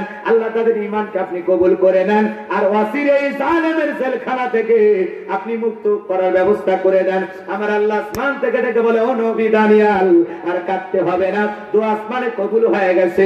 আমি আল্লাহ পাক ওয়াসির এই জালেমের জেলখানা থেকে তোমাদের মুক্ত করার ব্যবস্থা করে দেব। বলেন আল্লাহু আকবার। আল্লাহ রাব্বুল আলামিন তখন ওই জালেম বাদশা বখতেনাসরকে গভীর রাত্রে এমন একটা মারাত্মক ভয়ঙ্কর স্বপ্ন দেখা দিল। বাজান গো আমার, এমন এক মারাত্মক ভয়ঙ্কর স্বপ্ন দেখা দিয়েছে। ঘুমের মধ্যে স্বপ্ন দেখা ওই বখতেনাসর জালেম বাদশা চিৎকার মেরে লাফতে উঠছে। আশেপাশের লোকজন এসে বলে, নেতা এত জোরে চিৎকার মারলেন, ব্যাপারটা কি? কই চেহারা দেখে বোঝো না কেন চিৎকার মারছি? আমি একটা ভয়ঙ্কর স্বপ্ন দেখেছি। এই রাজ্যের যত স্বপ্নের তাবির কারক আছে, যারা জ্যোতিষ আছে, গবেষক আছে, ওদেরকে তাড়াতাড়ি করে আগামীকাল সকালবেলা আমার দরবারে হাজিরি করো। এইবার হাজার হাজার মানুষকে হাজির করা হলো, যারা স্বপ্নের ব্যাখ্যা বলতে পারে, স্বপ্নের তাবির কারক। তাদের সামনে যখন এই জালেম বাদশা গভীর রাতে দেখা ভয়ঙ্কর স্বপ্নের কথা বলতে যাবে, আল্লাহ রাব্বুল আলামিন তখন ওই বাদশা বখতেনাসরের মাথার মেমোরিতে ভাইরাস ঢুকা দিয়া ওই কথাগুলো তার মাথার থেকে ডিলিট কইরা আল্লাহর পয়গম্বর দানিয়েল আলাইহিস সালামের মাথার মেমোরির মধ্যে আল্লাহ সেভ করে দিলেন। বলুন সুবহানাল্লাহ। আর জোরে কোন সুবহানাল্লাহ। একটা মানুষের মাথায় যা আছে আর একটা মানুষের মাথায় পার করে দেওয়া আল্লাহর পক্ষে সম্ভব কিনা? জোরে বলেন, পারবেন কিনা? লিল্লাহি তাকবীর। আমার ভাইরা, এইবার জালেম বাদশা যখন জনগণের সামনে স্বপ্নের কথা বলতে যাবে, ওই মুহূর্তের মধ্যে সে স্বপ্নের কথা ভুলে গেছে। ভোলাইয়া দিলেন কে? এইবার জালেম বাদশা ডেকে বলে, গতকাল রাতে স্বপ্নে কি জানো দেখছিলাম, আর মনে নাই। এইবার স্বপ্নের কথা বলতে পারলেন না, তখন মুহূর্তের মধ্যে কথার পরিবর্তন করে ডেকে বলে, শোনো, গতকাল রাতে স্বপ্নে কি দেখেছি সেই কথাও তোমাদের বলতে হবে, এই স্বপ্নের ব্যাখ্যাও তোমাদেরকে বলতে হবে। জনগণ ডেকে বলে, বাদশা এ তো পাগলামি কথা, স্বপ্ন দেখেছেন আপনি, আমরা কিভাবে বলবো? বলা সম্ভব? বাদশা স্বপ্ন দেখেছে কি জনগণ জানে? কি বাবা বলা সম্ভব? স্বামী কি স্বপ্নে দেখে বউ জানে না? বউ কি স্বপ্নে দেখে স্বামী জানে না? স্বামী স্ত্রী একই খাটের মধ্যে একই বিছানার মধ্যে ঘুমাচ্ছে, ঘুমের ঘরে স্বামী বউকে বাদ দিয়া অন্য আর একটা মেয়েকে নিয়ে চাপাই নবাবগঞ্জ ঘোরাঘুরি করতেছে। বউ যদি এটা টের পাইতো যে আমার স্বামী আমাকে বাদ দিয়া আর একটা সুন্দরী মহিলা নিয়ে ঘুরতেছে, যদি বউ টের পাইতো স্বামীকে কি ঘুমাইতে দিত? কথা বলে গে, ঘুমানো বাদ দিয়ে মারামারি শুরু হয়ে যেত। কথা বলেন ঠিক কিনা? তার মানে স্বামী স্বপ্নে কি দেখে বউ জানে না, আবার বউ যদি স্বপ্নে স্বামীকে বাদ দিয়া আর একটা ছেলের হাত ধরে ফুসকে খায়া করে, বলেন তো স্বামী বলতে পারবে? আর যদি বলতে পারতো বলেন তো বউকে কি ছেড়ে দিত? কথা বল না গে, রাগ করতেছেন মনে হয়। তার মানে ছেলে কি স্বপ্নে দেখে মেয়ে জানে না, মেয়ে কি স্বপ্নে দেখে ছেলে জানে না, স্বামীর স্বপ্নের কথা বউ জানে না, বউয়ের স্বপ্নের কথা স্বামী জানে না। আমরা স্বপ্নের দিকে, স্বপ্নের ভিতরে দেখি বাপরে বাপ সাপ এসে তারা করছে, ঘুম থেকে উঠে কি সাপ খুঁজে পায়? আগুন লাগছে স্বপ্নে দেখি, তারপরে জাগ্রত হয়ে আগুন খুঁজে পায়। স্বপ্নে দেখা যায় একটা গরিব মানুষ টিনের বেড়াওয়ালা ঘরে ঘুম পাড়তেছে, বাপরে বাপ স্বপ্নে ব্যবসা বাণিজ্য কইরা টাকা পয়সা জমাইয়া চাপাই নবাবগঞ্জ শহরের মধ্যে 5 তলা বিল্ডিং করছে। ঘুমের মধ্যে দেখে বাড়িতে অনেক চাকর বাকর, ডাকতে বলতেছে এক কাপ চা দিয়া যা, থাপ্পড় মেরে দেখে সেই চিড়ে খেতায়। তার মানে স্বপ্ন থাকে, স্বপ্ন সত্যি হয়।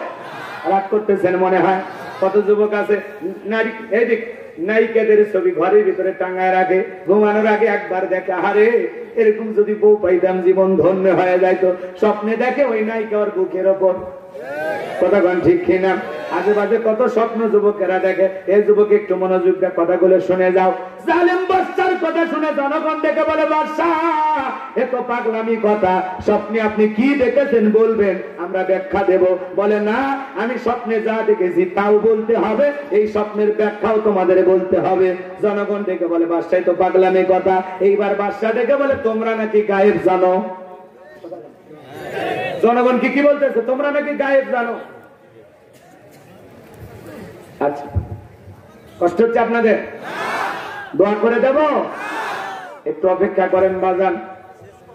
কিছু মানুষ ওটা বসা করতেছে, দেখতেছি, মানে নিচ্ছি। শোনেন শোনেন, আয়াতের আলোকে একটু কথা বলা লাগবে, বোঝেন বোঝেন? হ্যাঁ, খালি মিল খোঁজার চেষ্টা করেন, তাহলে মিলে যায়। লিল্লাহি তাকবীর। এই দোয়া করব, রাগ করতেছেন? একটু মনোযোগ দিয়ে শোনেন বাজান গো আমার, যে কথা বলতে চাচ্ছিলাম গভীর মনোযোগ দিয়ে শোনেন। বাদশা ডেকে বলে, তোমরা নাকি গায়েব জানো। আমাদের সমাজে কিছু মানুষ বলে আমরা গায়েব জানি। আছে না কিছু ভণ্ড বাবা? আছে না ভণ্ড বাবা? ভণ্ড পীর আছে না? না, এরা কি বলে? আমরা গায়েব জানি। কথাকে বোঝেন নাই? আসলে কি কোন পীরে গায়েব জানে? কোন পীরের বাবার ক্ষমতা আছে কি জানে? গায়েব জানে কে? আরো করে গায়েবের এলেম কার কাছে? ছোট্ট একটা কথা বলতে গেলে তোরা আরো বেশি হয়ে যাবে। আবু মুসা আশারী রাদিয়াল্লাহু তাআলা একটা এলাকার গভর্নরের দায়িত্ব পালন করতেছেন। একজন এসে বলেন, ও নবীর সাহাবী, বলো তো আলিফ লাম মিম, আলিফ লাম রা, ইয়াসিন, তাহা, এগুলোর ভিতরে আল্লাহ কি বলেছেন, আমরা কি আমল করব? কথা বলেন, এগুলো হরফে মুকাত্তাআত, এগুলোর অর্থ জানে কে? আল্লাহ ছাড়া দুনিয়ার কেউ জানে? জানে না। আবু মুসা আশারী নবীর একজন জ্ঞানী সাহাবী, চিন্তা করলো যে এলাকায় বসবাস করি, এর জবাব যদি আমি দেই একটা সমস্যা হতে পারে। এই জন্য তিনি একখানা চিঠি লিখে হযরত ওমরের কাছে পাঠায়া দিলেন। হযরত ওমরের কাছে এসে বলে, ও নবীর সাহাবী, ও খলিফাতুল মুসলিমিন, আমিরুল মুমিনিন, আমি আপনার সাথে দেখা করতে আসছি। হযরত ওমর বলে, একটু বসে, আমি আসতেছি। কিছুক্ষণ পরে ব্যস্ততা ঝেড়ে হযরত ওমর বলে, কেন আসছো? চিঠি পড়ে দেখে আবু মুসা আশারী চিঠি লিখেছেন, চিঠির ভিতরে ইঙ্গিত দিয়ে দিয়েছেন এর ভিতরে সমস্যাটা কি। এইবার বলে, তুমি কি জানতে চাও?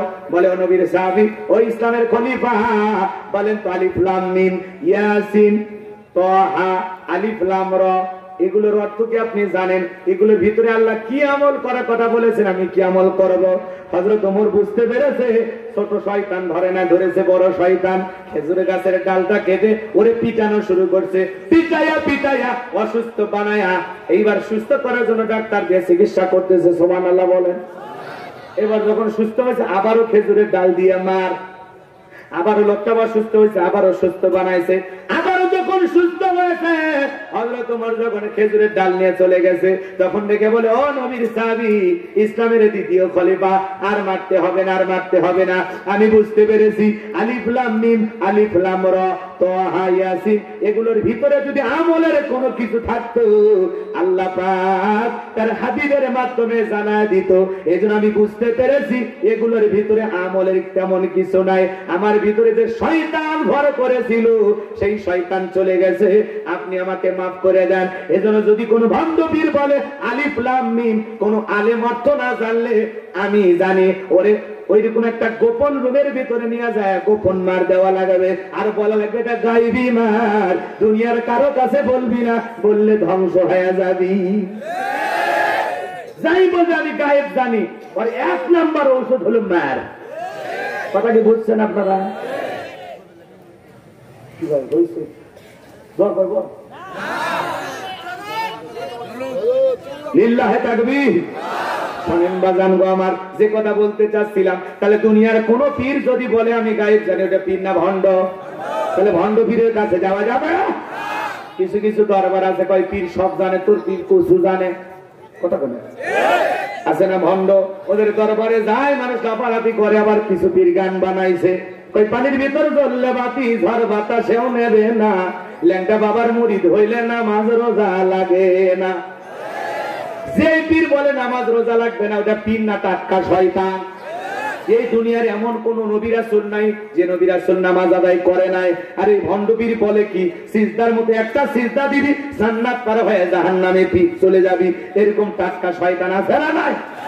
তবে চাঁপাই নবাবগঞ্জ অবশ্য পীর মুরিদি নাই, এদিকেও পীর সাহেব আছে। হককে দিয়ে পীর থাকলে সমস্যা নাই। রাগ করতেছে নাকি আপনারা? পীর ছিল শাহজালাল, শাহপরান, শাহ মাকদুম, বাইজিদ বুস্তামি, আব্দুল কাদের জিলানী, রংপুরে কেরামতুল্লাহ, বগুড়া শাহ সুলতান, রাজশাহী শাহ মাকদুম, বড় বড় আল্লাহ ওয়ালারা ছিলেন, তাদের মাধ্যমে ইসলামের প্রচার হয়েছে। কথা বলে ঠিক না? পীর তো সেই হযরতে শাহজালাল, খানকায় পীর, রাজপথে বীর, নারাই তাকবীর হুঙ্কার দিয়েছে, গৌর গোবিন্দ ধুতি খুলে পালাছে। আর এখনকার পীর খালি গরু ছাগল নেওয়ার পীর। কথা বলে গরু ছাগল নেওয়ার জন্য বসে থাকে, এরকম ভণ্ড আছে না নাই? পীরের দরবারে গরু ছাগল দিয়ে জান্নাতে যাওয়া যাবে আর সব পাওয়া যাবে? কোন দুর্বল? ও পীর যদি আল্লাহওয়ালা হয় সে তো জান্নাতে যাবে, তাহলে গরু ছাগল দিয়ে কি করবেন? অতএব এলাকায় যে গরিব মেয়ের বিয়ে হয় না, ওর বিয়েতে গরু জবাই করে মেহমানদারি করা যায় না, আল্লাহর আরশ খুশি হবে। এলাকায় যদি এতিমখানা মাদ্রাসা থাকে, ওই ছাগলটা এতিম বাচ্চাদেরকে রান্না করে খাওয়ান, আল্লাহর আরশ খুশি হবে। কথা বল ঠিক কি না? খবরদার, কোন ভণ্ড পীরের দরবারে যাওয়া যাবে না। আমার দেশে নারী পুরুষ একত্রে জিকির করে, এরকম ভণ্ডামি আছে না নাই? যে পীর নিজের ইমামতিতে নামাজ আদায় করে, এগুলো হলো পীর। কথা বোঝা গেছে? যে পীরের পা থেকে মাথা পর্যন্ত নবীর সুন্নাত দিয়ে ঢাকা, ওয়াকুনু মা'আস সাদিকিন, আল্লাহ বলে তোমরা সত্যবাদীদের সঙ্গী হও। হককে নিয়ে আল্লাহ ওয়ালাদের সাথে আমরা ওঠা বসা করব। কথা বলে ঠিক কি না? ভণ্ড পীরের কাছে যাওয়া যাবে না। মাজারগুলো হয়ে গেছে গাঁজা খাওয়ার আসর। গাঁজা খায়া মুজদারি সব লাল বানাইছে, টর্চ লাইট মেরে মুখ কোটা খুঁজে পাওয়া যায় না। বগলে চুলটার বেরি বাড়ি হয়েছে, সুন্দরবনে এই অবস্থা, বান্দরবনে কি অবস্থা?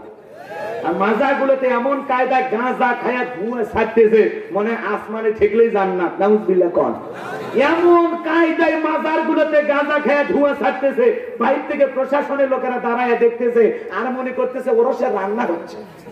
ওই ধোঁয়া দেখে কি মনে করতেছে? কথাকে বোঝা গেল? রাগ করবেন না, বলতে গেলে লম্বা সময় হবে, এত সময় নাই। আগেই তো 1.5 ঘন্টা খেয়ে ফেলে দিয়েছেন। কি বলবো, তাড়াহুড়ো করে কি আলোচনা হয়? কথাকে বোঝা গেল? মনের মতো কথা শুনতে চাইলে একটু সময় দেবেন। আমি 2 ঘন্টা 2.5 ঘন্টা বাস পুরো, আপনার সমস্যা? আমি যদি 12টায় ছেড়ে দিতাম, কমিটির লোকেরও মন বেজার, আপনাদেরও মন বেজার। এখন যা করতেছি সব আপনাদের ভালোবাসা। বোনাস টাইম চলতেছে, বোনাস লিল্লাহি তাকবীর। তাহলে বাদশা কি বলতেছে? জনগণ স্বপ্নের কথাও বলা লাগবে, স্বপ্নের ব্যাখ্যাও বলা লাগবে। জনগণ কি পারবে? পারবে না। সময় বেঁধে দিচ্ছে, সময় 7 দিনের আলটিমেটাম দিলাম। এই 7 দিনের মধ্যে যদি আমি স্বপ্নে কি দেখেছি না বলতে পারো, স্বপ্নের ব্যাখ্যা না বলতে পারো, তোমাদেরকে ধরবো আর ফাঁসি দিয়া মারবো। অপরাধ কি জনগণ করছে? স্বপ্ন দেখছে কে? ব্যাখ্যা না জানলে সমস্যা হবে কার? তাহলে জনগণের কোন দোষ আছে?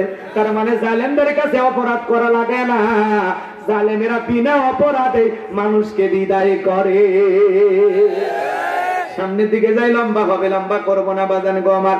যে কথা বলতে চাচ্ছিলাম, হযরত শোনেন, ভালো করে শোনেন বাজান গো আমার। এইবার বাজান গো আমার, জেলার জেলখানায় ঘুরতেছে। জেলারের মাথার টেনশন আছে না নাই? নবী দানিয়েল দেখে বলে, জেলার এই দিকে আসো, তোমাকে দেখে মনে হয় তুমি চিন্তায় আছো। জেলার দেখে বলে, ও নবী দানিয়েল, আপনারে কি বলবো, আমার বাদশা একটা স্বপ্নে দেখে কি যেন দেখেছে, স্বপ্নের কথা বলতে পারলো না, জনগণকে হুমকি দিয়েছে। 7 দিনের মধ্যে বাদশা স্বপ্নে কি দেখেছে, স্বপ্নের কথা বলতে হবে, স্বপ্নের ব্যাখ্যাও বলতে হবে। না হলে যারা এই দেশের স্বপ্নের তাবির কারো কাছে ব্যাখ্যা বলতে পারে, ওদেরকে বাদশা ফাঁসি দিয়ে মারবে। নবী দানিয়েল দেখে বলে, জেলার তোমার বাদশার কানে খবর পৌঁছায় দাও, তোমার বাদশা স্বপ্নে যা দেখেছে সেইটাও আমি জানি, স্বপ্নের ব্যাখ্যা কি হবে তা আমার জানা আছে। আরো জোরে বলেন আল্লাহু আকবার। এইবার জেলার সংবাদ পায় মারছে দৌড়, যায় বলে, ও বাদশা আপনার টেনশনের ঔষধ পাইছি, জেলখানে একটা আসামি আছে, সে আপনার স্বপ্নের কথাও জানে, স্বপ্নের ব্যাখ্যাও বলতে পারে। এইবার বাদশা বকতে না শুরু ডেকে বলে, বাজান কই, বাজানকে আমার কাছে নিয়ে আসো। আল্লাহু আকবার বলে। খেলার নাম বাবাজি এইবার যা বলে, ও দানিয়াল, বাদশা তোমাকে ডেকেছে। এইবার নবী দানিয়াল জেলারকে ডেকে বলে, জেলার, আমাকে যদি বাদশার কাছ পর্যন্ত পৌঁছাইতে পারো, শুনে নাও, আমার একটা শর্ত আছে। আমি জেলখানা থেকে তখন বের হব, আমার ৭০,০০০ লোককে গ্রেফতার করা হয়েছে, তাদেরকে আগে জেলখানা থেকে বের করে দাও, সবার শেষে আমি বের হব। আল্লাহ নেতা কারে বলে? নবীরা কেমন নেতা ছিল? সুবহানাল্লাহ বলেন। আপনি যাত্রার পিছনে স্লোগান দিতে চান, নেতাবাজি একখান, বল্টু দুলাভাই, দুলাভাই আছে যেখানে, আমরা আছি সেখানে, দুলাভাই গেছে কবরে, তোমরা কেন ওপরে? যাত্রার পিছনে স্লোগান দিলে হবে না। বল্টু ভাইয়ের চরিত্র ফুলের মতো পবিত্র, নামাজ পড়ে একক্ত, গাঁজা খাই ৫ ওয়াক্ত, গুমসুরিতে পাকা ভক্ত, শয়তানের ১ নাম্বার ভক্ত, হুজুরদের জন্য খুবই শক্ত, সুচা খাই গরিবের রক্ত। রাগ করতেছে? যাত্রার পিছনে স্লোগান দিলে হবে না। যে নেতা আপনার জন্য জীবন দিতে রাজি, আপনিও সেই নেতার জন্য জীবন দিতে রাজি থাকেন। যে নেতা আপনার সুখে দুঃখে পাশে থাকবে, আপনিও নেতার সুখে দুঃখে পাশে থাকেন। নেতা বুঝে লাফালাফি করেন, মিশে লাফ দিন না। কথা কয় না কেন? আপনি নেতার মহব্বতে চাপাই নবাবগঞ্জে মিছিল করতে গেলেন, মিছিল থেকে পুলিশ এসে ১০০ জন গ্রেফতার করলো নেতা সহ।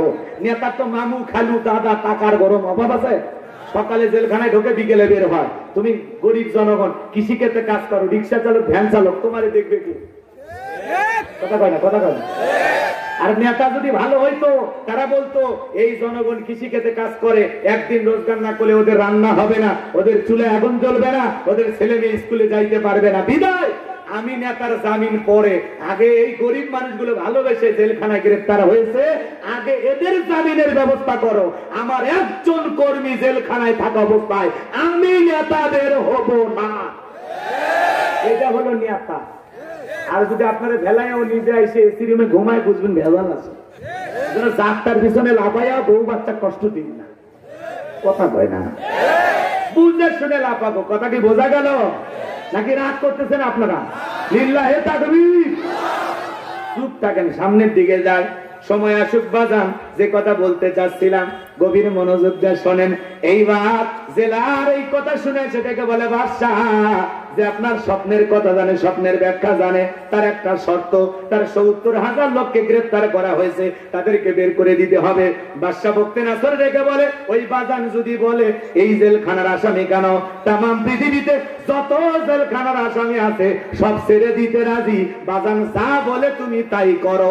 আল্লাহু আকবার বলে। এইবার নবীর ৭০,০০০ উম্মতকে জেলখানা থেকে মুক্ত করে দেওয়া হলো। সবার শেষে পয়গাম্বার বেলে হলেন। নেতার আদর্শ কেমন হওয়া লাগে নবীদের জীবন থেকে শিখতে হবে। চলেন সামনের দিকে যায়। এইবার নবী দানিয়েল আলাইহিস সালাম জালেম বাদশার দরবারে প্রবেশ করবে। ওই দরবারে প্রবেশ করার নিয়ম হলো মাথা নত করে, সিজদার মতো মাথাটা নিচু করে প্রবেশ করতে হয়। কিন্তু নবী মানুষ, কোন জালেমের কাছে মাথা নত করতে পারে? কথা বলেন বাজান, পারে? আল্লাহর পয়গাম্বার কি করলেন? দেহটাকে আঁটো করে, মাথাটা উঁচু করে, সুন্দর করে প্রবেশ করলেন। বলেন আল্লাহু আকবার। এই দৃশ্য দেখার পর জালেম বাদশা ডেকে বলে, সব মানুষ সিজদা দিয়ে ভিতরে প্রবেশ করে, তুমি কেন সিজদা দিলা না? নবী দানিয়েল ডেকে বলে, ও বাদশা, আমি কেন সিজদা দিলাম না? আপনার স্বপ্নের কথা যে আমার মাথার মেমোরির ভিতরে সেভ করে দিয়েছে, তার কথা হলো তাকে ছাড়া অন্য কারো কাছে মাথা নত করা যাবে না। বলেন আল্লাহু আকবার। আমি যদি মাথা নত করতাম, সে যদি স্বপ্নের কথা ভুলাইয়া দিত, আপনি টেনশনে মারা যেতেন আর আমাকেও মেরে ফেলতেন। তখন বলে, বাজান আসলেই তোমার বুদ্ধি আছে, তুমি আসো। নবীদের বুদ্ধি আছে না নাই? এইবার বাজান গো আমার, জালিম বাদশা নিজে চেয়ার থেকে উঠলেন আর নবী দানিয়েল আলাইহিস সালামকে চেয়ারে বসায়া দিলেন। বলেন আল্লাহু আকবার। তাহলে জেলখানা থেকে মুক্ত করে চেয়ারে বসায়া দেন কে? সে আল্লাহ তো আছে না নাই? বয়স বাড়ছে। নাউযুবিল্লাহ, আস্তাগফিরুল্লাহ। আমার আল্লাহ ধরে ধরে না, ধরলে আল্লাহ। আপনার আমার ধৈর্য শেষ হয়ে যেতে পারে, আল্লাহ সাহায্য আসে না, আল্লাহ দেখে না। এত অস্থির হলে আল্লাহ তো দেখবে না। আল্লাহ যখন সময় হবে ঠিকই দেখবে। হ্যাঁ, বুঝি না? কি না, যদি দোয়া করার পর্যন্ত রাগ করতেছেন না? এদিকে খেয়াল করেন, তাহলে চেয়ারে বসায় দিলেন কে? আল্লাহ আজও আছে না নাই? সেই দিন মুসলমানদের ভাগ্যে আল্লাহ দিতে পারে কিনা? পারে কিনা? এইবার বাজান জালেম বাদশা বক্তে নাসে দেখে বলতেছে, বাবা তাড়াতাড়ি স্বপ্নের কথা বলো। আমি কি বলবো? আপনারা শুনবেন? কারা কারা একটু হাত তোলেন। লিল্লাহে তাকবীর, লিল্লাহে তাকবীর। কথা বাকি আছে কয়টা? 3টা। কথা কয় না কেন? আমি একটাও ভুলি, আপনারা ভুলে যাবেন না। আমাকে আর 10 মিনিট দিতে হবে। মাত্র কয় মিনিট? 10 মিনিট লাগবে ওই আয়াতটাকে বোঝানোর জন্য। কথাকে বোঝা গেল? 10 মিনিট কেন, 10 ঘন্টা দেওয়া হবে না, কিন্তু সংক্ষিপ্ত করে একটু বলবো। রাগ করতেছেন? তাহলে এবার 2 নাম্বার আয়াত একটু মনোযোগ দিয়ে শোনেন। আল্লাহ বলেন, আল্লাযী খালাকাল মাউতা ওয়াল হায়াতা লিয়াবলুয়াকুম আইয়ুকুম আহসানু আমালা ওয়া হুয়াল আজিজুল গফুর। আমার আল্লাহ রাব্বুল আলামিন বলেন, একটু মনোযোগ দিয়ে শুনেন। আল্লাযী খালাকাল মাউতা ওয়াল হায়াতা, আমার আল্লাহ বলেন যিনি সৃষ্টি করেছেন মৃত্যু আর জীবন। আল্লাহ মৃত্যুর কথা প্রথমে দিলেন। তার মানে আসার একটা সিরিয়াল আছে, যাওয়ার কিন্তু কোনো সিরিয়াল নাই। এজন্য আল্লাহ বলেন, আল্লাযী খালাকাল মাউতা ওয়াল হায়াতা লিয়াবলুয়াকুম আইয়ুকুম আহসানু আমালা, যিনি সৃষ্টি করেছেন মৃত্যু আর জীবন। এর মাঝামাঝি যে সময় আল্লাহ পাক দিয়েছেন, আমার আল্লাহ পরীক্ষা করে দেখবেন আমলের দিক দিয়ে কার আমল কত বেশি সুন্দর। বলেন সুবহানাল্লাহ। আল্লাহ পরীক্ষা করে দেখবেন আমলের দিক দিয়ে কার আমল কত বেশি উত্তম, কার আমল কত বেশি সুন্দর। বলেন সুবহানাল্লাহ। তাহলে আল্লাহ পাক কি বলেন, আল্লাযী খালাকাল মাউতা ওয়াল হায়াতা, যিনি সৃষ্টি করেছেন মৃত্যু আর জীবন। আল্লাহ সর্বপ্রথম মৃত্যুর কথা বললেন। বাজান প্রত্যেকটা প্রাণীকেই মৃত্যুর স্বাদ গ্রহণ করা লাগবে। কুল্লু নাফসিন যায়িকাতুল মাউত, প্রত্যেক প্রাণীকেই মৃত্যুর স্বাদ গ্রহণ করা লাগবে। এই মৃত্যুর স্বাদ কিন্তু 2 প্রকারের। বাজান নিম পাতা খাইলে কেমন লাগে? জোরে। মিষ্টি খাইলে কেমন লাগে? নিম পাতা খাইলে যেমন তিতা লাগে, মিষ্টি খাইলে যেরকম মিঠা লাগে। বাজান গো, মৃত্যুটা এরকম 2 ধরনের স্বাদ। একটা হলো মিষ্টির মতো মিঠা, আর একটা হলো তিতা। ইমানদার বান্দা যারা হবে, খাঁটি মুত্তাকি আল্লাহওয়ালা যারা হবে, তাদের মৃত্যুটা হবে খুবই সহজ, মিঠা মৃত্যু।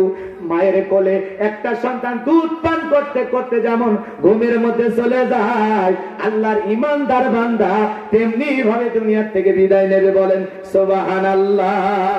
আর যদি বেঈমান হয়, পায়ের গোড়া থেকে মাথার চুলের গোড়ালি পর্যন্ত রূহটা ছটফট করবে, সহজে বের হতে চাইবে না। দেখেন না বাজান, কত মানুষ আরে মৃত্যুর আগে চোখ দুটো বড় বড় করে, জিহ্বাটা বের করে দেয়। মৃত্যুর 6 মাস আগে জবানটা বন্ধ হয়ে যায়। আরে শরবত গুলে মুখের ভিতরে ঢুকে দেয়, গালসি বেয়ে বেয়ে পড়ে যায়, খাওয়ারও শক্তি থাকে। এরকম আছে না নাই? বাজান গো, মৃত্যু কিন্তু আসবেই, মৃত্যু থেকে পালানোর কোন রাস্তা খোলা নাই। আইনামা তাকুনু ইদরিকুমুল মাউতু ওয়ালাউ কুনতুম ফি বুরুজিম মুশাইয়াদা। আল্লাহু আকবার বলেন। সূরা নিসার 78 নম্বর আয়াত। আল্লাহ দেখে বলেন, যেখানে থাকো, যে অবস্থায় থাকো, মৃত্যু তোমাদেরকে ধরবে।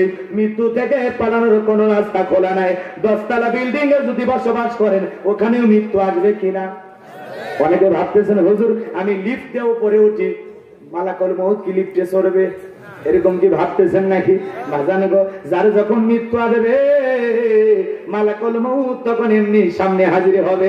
আপনি বিমানে থাকেন আর জমিনে থাকেন, যে অবস্থায় থাকেন না কেন বাজান, আপনার মৃত্যুর সময় যখন হয়ে যাবে, মালাকুল মউত তখন আপনার সামনে হাজির হয়ে যাবে। কথা বলেন ঠিক কিনা? মৃত্যুর যন্ত্রণা, মৃত্যুর যন্ত্রণা আপনি আমি সহ্য করতে পারবো না। এই দুনিয়ার জমিনে তাকায় দেখেন বাজান, বাবা আসছে, বাবার আগে দাদা আসছে, কথা কয় না কা? তার আগে তার বাবা আসছে। এখন যাওয়ার বেলায় দেখেন বাজান, মৃত্যু হঠাৎ করে চলে আসে। দাদার আগে নাতি চলে যায়, বাবার আগে ছেলে চলে যায়। এই যে বাজান, পাকিস্তানের অনেক বড় একজন আলেম আল্লামা তারিক জামিল, কথা বলে আল্লামা তারিক জামিল, তার বড় ছেলেটা মৃত্যুবরণ করেছে। আল্লামা তারিক জামিল জানাজার নামাজ আদায় করতে গিয়ে অজরে চোখের পানি ছেড়ে দিয়া কান্না করতেছেন। একটা বাবার লাশ, একটা বাবার কাঁধে সন্তানের লাশ, এটা কত বড় ভারী বোঝা। বাবা সারা দুনিয়ার কেউ বোঝে না। আল্লামা তারিক জামিল চোখে থেকে কবরের আযাব, মহিলারা গুনাহ থেকে কি বাঁচবে, অনেকগুলো কিতাব তার লেখা আছে বাজান গো আমার, বই পুস্তক গুলো বাজার থেকে কিনবেন আর পড়বেন। আল্লামা তারিক জামিল ছেলে মারা গেছে, জানাজা পড়তে এসে অঝরে কান্না করলেন, বয়ান করতে পারলেন না। বাবা হিসাবে আল্লামা তারিক জামিলেরও কষ্ট লাগে। আল্লাহর গোলাম জানাজার নামাজ আদায় করলেন, অঝরে চোখের পানি ছেড়ে দিয়ে কাঁদলেন। একটা বাবার কাঁধে সন্তানের লাশ, এর চাইতে ভারী বোঝা দুনিয়ার জমিনে আর কিছু হতে পারে না। অনেক বাবা এই জায়গা তো আছে, ছেলে মারা গেছে, কথা বলে আছে না নাই? বাবা জীবিত আছে, ছেলে মারা গেছে, বৃদ্ধ দাদু বেঁচে আছে কিন্তু নাতি নাই। এই জন্য যুবক রে, রং তামাশা করে লাফালাফি করে কোনো লাভ নাই। দুনিয়ার জীবনে আজকে আসি কালকে থাকবো না, রং তামাশা করে কোনো লাভ নাই। নেক আমল করে জীবনটা সাজাইতে হবে। কখন মৃত্যু এসে দুয়ারে দাঁড়াবে তোমার আমার জানা নাই, কথা বলেন ঠিক কি না? একটু মনোযোগ দিয়ে শোনেন বাজান, মৃত্যুর যন্ত্রণা সবাইকে ভোগ করতে হবে। মুসা আলাইহিস সালামকে ডেকে বলা হলো, ও নবী মুসা, আপনার কাছে মৃত্যুর যন্ত্রণা কেমন মনে হয়?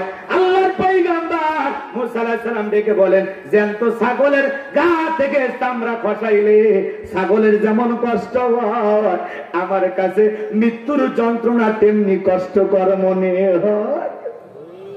তাহলে মৃত্যুর যন্ত্রণার কষ্ট আছে না নাই? আরো জোরে বলেন আছে না নাই? আরে নবীজি অসুস্থ হয়ে গেলেন ইন্তেকালের পূর্বে, নবী এখন চলে যাবেন, অঝরে চোখের পানি ছেড়ে দিয়া ফাতেমা কান্না করে। মালাকুল মউত এবং জিবরাইল নবীজির দরবারে হাজির হয়ে গেলেন। দরজায় এসে ডাক দিলেন, সালাম দিলেন জিবরাইল, আসসালামু আলাইকুম ইয়া রাসূলুল্লাহ। নবী গো, যদি ভিতরে প্রবেশের অনুমতি চাই আমি ভিতরে আসব, তবে আজকে আমি একা আসি নাই, আমার সাথে আসমান থেকে আরেকজন ফেরেশতা এসেছে, যার নাম হলো মালাকুল মউত আজরাইল। হযরতে ফাতেমা অঝরে চোখের পানি ছেড়ে দিয়া কান্না করতেছেন। বিশ্বনবী ডেকে বলে, মা ফাতেমা দরজা খুলে দাও। দরজা খুলে দিলেন। জিবরাইল আজরাইল দুইজন ভিতরে প্রবেশ করলেন। জিবরাইল ভিতরে প্রবেশ করে নবীজিকে সালাম দিলেন। আল্লাহু আকবার বলে। ফাতেমা অঝরে চোখের পানি ছেড়ে দিয়া কান্না করে। ফাতেমার কান্না বন্ধ হয় না। বাবা অসুস্থ হলে মেয়েরা বাবাকে কম ভালোবাসে না বেশি ভালোবাসে? অঝরে কান্না করে।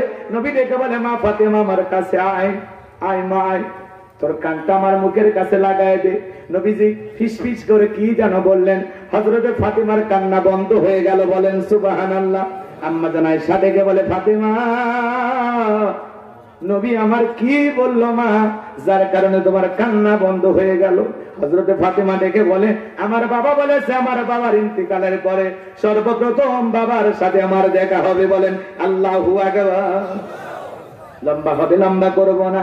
মালাকুল মউত নবীজিকে সালাম দেওয়ার পর ডেকে বলে, নবী গো, আল্লাহ পাক আমাকে বলেছেন আমার বন্ধু যদি জান কবজের অনুমতি দেয় তাহলে জানটা কবজ করবা, আমার বন্ধু যদি অনুমতি না দেয় আবার তুমি ফেরত আসবা। বলেন আল্লাহ।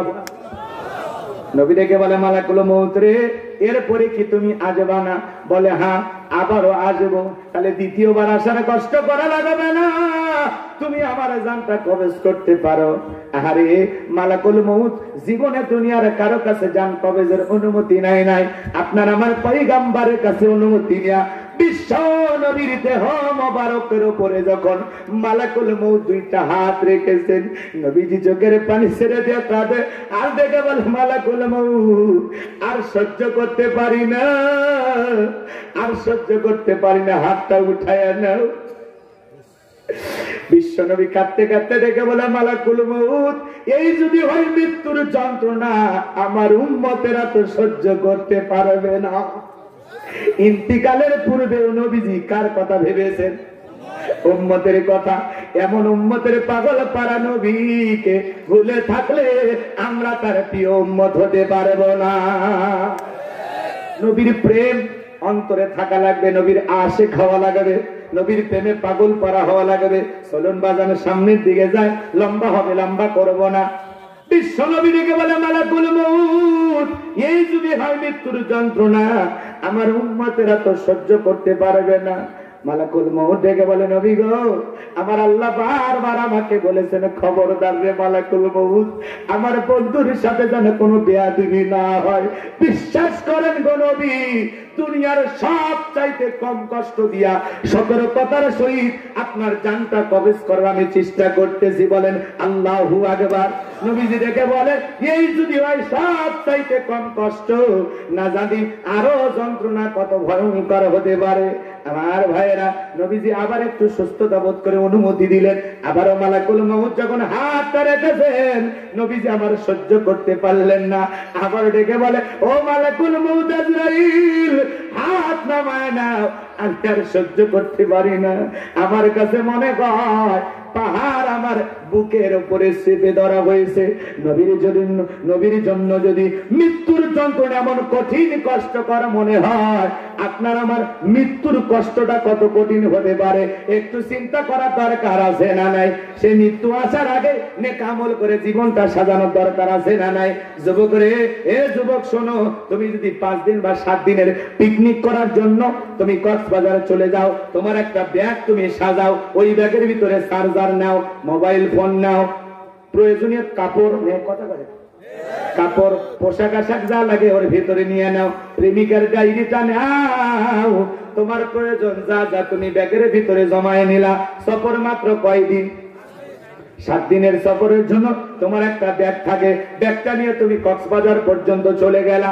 এ যুবক, 7 দিনের সফরের জন্য যদি তোমার একটা প্রস্তুতি থাকে, কথা কয় না, 7 দিনের সফরের জন্য যদি একটা প্রস্তুতি থাকে, পরকালের জীবনের শুরু আছে শেষ নাই, সেই চিরস্থায়ী পরকাল সফরে যাওয়ার আগে তোমার একটা আমলের ব্যাগ তালাশ করার দরকার আছে না নাই? যুবকরে মনে করো, উদাহরণ দিয়ে বলতেছে, তোমার একটা আমলের ব্যাগ তালাশ করো। আল্লাহর কাছে জবাব দেওয়ার আগে, মালিক ইয়াউমিদ দিন, শেষ বিচার দিবসে আল্লাহর সামনে দাঁড়ানোর আগে তুমি দেখো তো তোমার ব্যাগের আমল নামার ভিতরে নামাজ আছে কিনা, রোজা আছে কিনা, হজ আছে কিনা, যাকাত আছে কিনা, দান খয়রাত আছে কিনা, পিতামাতার খেদমত আছে কিনা, স্ত্রীর ভালোবাসা, ভালো আচরণ, ভালো ব্যবহার আছে কিনা, পাড়া প্রতিবেশীর হক আদায় করেছি কিনা, কোরআন হাদিস অনুযায়ী চলেছে কিনা, ওই আমল নামার ব্যাগের ভিতরে তালাশ করে দরকার আছে না নাই? আমি কতটুকু নেক আমল করেছি, কথা বলেন ঠিক কিনা? যুবক রে, মৃত্যু থেকে আমরা কেউ বাঁচবো না, সবাইকে কবরে যেতে হবে, পরকালে আল্লাহর কাছে জবাব দিতে হবে। এই জন্য নেক আমল করে, আল্লাহর ভয় উত্তম আমল করে, 5 ওয়াক্ত সালাত আদায় করে, কুরআন সুন্নাহ মোতাবেক জীবনটা কারা কারা সাজাইতে রাজি? তুই হাত তুলে আল্লাহকে একবার দেখা। আল্লাহ আমাদের সবাইকে নেক আমল দিয়া জীবনটা সাজানোর তৌফিক দান করুন। জোরে বলুন আমিন, আরো জোরে বলুন আমিন। নেক আমল করবো তো ইনশাআল্লাহ? নামাজ কাজা করব? জোরে বলে নামাজ কাজা করব? এ যুবক, হাত নামাও। যুবক রে, এ যুবক, জীবনটা কিন্তু ক্ষণিকের, রং তামাশা করে না, ফুর্তি করো না, রঙের যৌবনের ঘুরিতে ডানা মেলে আকাশে উড়ো না, যখন তখন মৃত্যু আসবে। তোমার মতো কত যুবক পরীক্ষা দিয়েছে, রেজাল্ট বের হবে আগামীকাল, তার আগেই মারা গেছে। তোমার মতো কত যুবক বিয়ে করেছে, বাসর ঘর রেডি হয়ে আছে, আহারে বউকে নিয়ে এখন বিয়ে করে বাসর ঘরে আসবে, দুর্ঘটনায় মারা গেছে। তোমার মতো কত যুবক আজকে রাতে বাসর রাত স্ত্রীর সাথে পালন করেছে, আগামীকালকে বউ ভাত, দুপুর 12টায় মোটর সাইকেল দুর্ঘটনায় মারা গেছে। কথা কয় না? আজকে যুবক, তোমাকে যখন অনুরোধ করা হয়, হে যুবক মসজিদের দিকে আসো, হে যুবক মসজিদের দরজা খোলা, হে যুবক 5 ওয়াক্ত সালাতে তোমাকে মসজিদের দিকে আহ্বান করা হয়, যুবক বলে একটু তো বড় হইলাম, বিয়েটা করি। কথা বলে না, বিয়েটা করতে দেন। এরপরে যখন যুবক বিয়ে করেছে, যখন বলা হয় হে যুবক বিয়ে তো করেছো, বউ তো পাইছো, চলো আল্লাহর ঘরে চলো, নামাজ আদায় করো। নতুন বিয়ে করলাম, মেহেদি শুকাইলো না, মেহেদি রঙই গেল না, এত তাড়াতাড়ি মসজিদে যাব, আগে স্ত্রীর সাথে কিছুটা সময় দেই, 2-1টা বাচ্চা কাচ্চার বাবা হই, তারপরে মসজিদে যাব। এরপরে যুবকের যখন 2-1টা সন্তান হইল, তখন বলা হে যুবক তোমার তো স্ত্রীর সন্তান হয়েছে, 2-4টা বাচ্চার বাবা হয়ে গেল, আর কত সময় নষ্ট করবা, আসো যুবক মসজিদে চলে আসো। তখন যুবক বলে এই মাত্র তো বাচ্চা হইল, তাদের তো ভবিষ্যৎ করতে হবে, ওদের ভবিষ্যতের টেনশনে আপাতত মসজিদে যাওয়ার সুযোগ নাই। কথা কয় না। এই টেনশন করতে করতে যুবকের সন্তান বড় হয়ে গেল। সন্তানগুলো যখন যুবক হলো তখন বলা হলো, এই ভাই যুবক থেকে এখন জোয়ানি শেষের দিকে, যৌবন তো ফুরিয়ে যাচ্ছে, কখন আল্লাহর ঘরে আসবা, কখন মালিককে সিজদা দিবা, এখনো কি তোমার সময় হইল না? ওই এই মাত্র ছেলে নিয়ে বড় হয়েছে, ওদের বিয়ে দিয়ে একটু ফ্রি হই। কথা কয় না। কি হয়েছে এরা একটু অস্থির গো, রাগ করতেছেন না? আমি আর কষ্ট দেব না। আমি আপনাদের কথাও রেখেছি, আমার কথাও রেখেছি। কথা কয় না? 2 মিনিট আছে, 2 মিনিটের মধ্যে দোয়া করে দেব। হ্যাঁ না, এদিক খেয়াল করেন। এই যে তুমি যে এরকম লম্বা চিন্তা ভাবনা করতেছো, এতদিন হায়াত পাবা তার কি কোনো গ্যারান্টি আছে?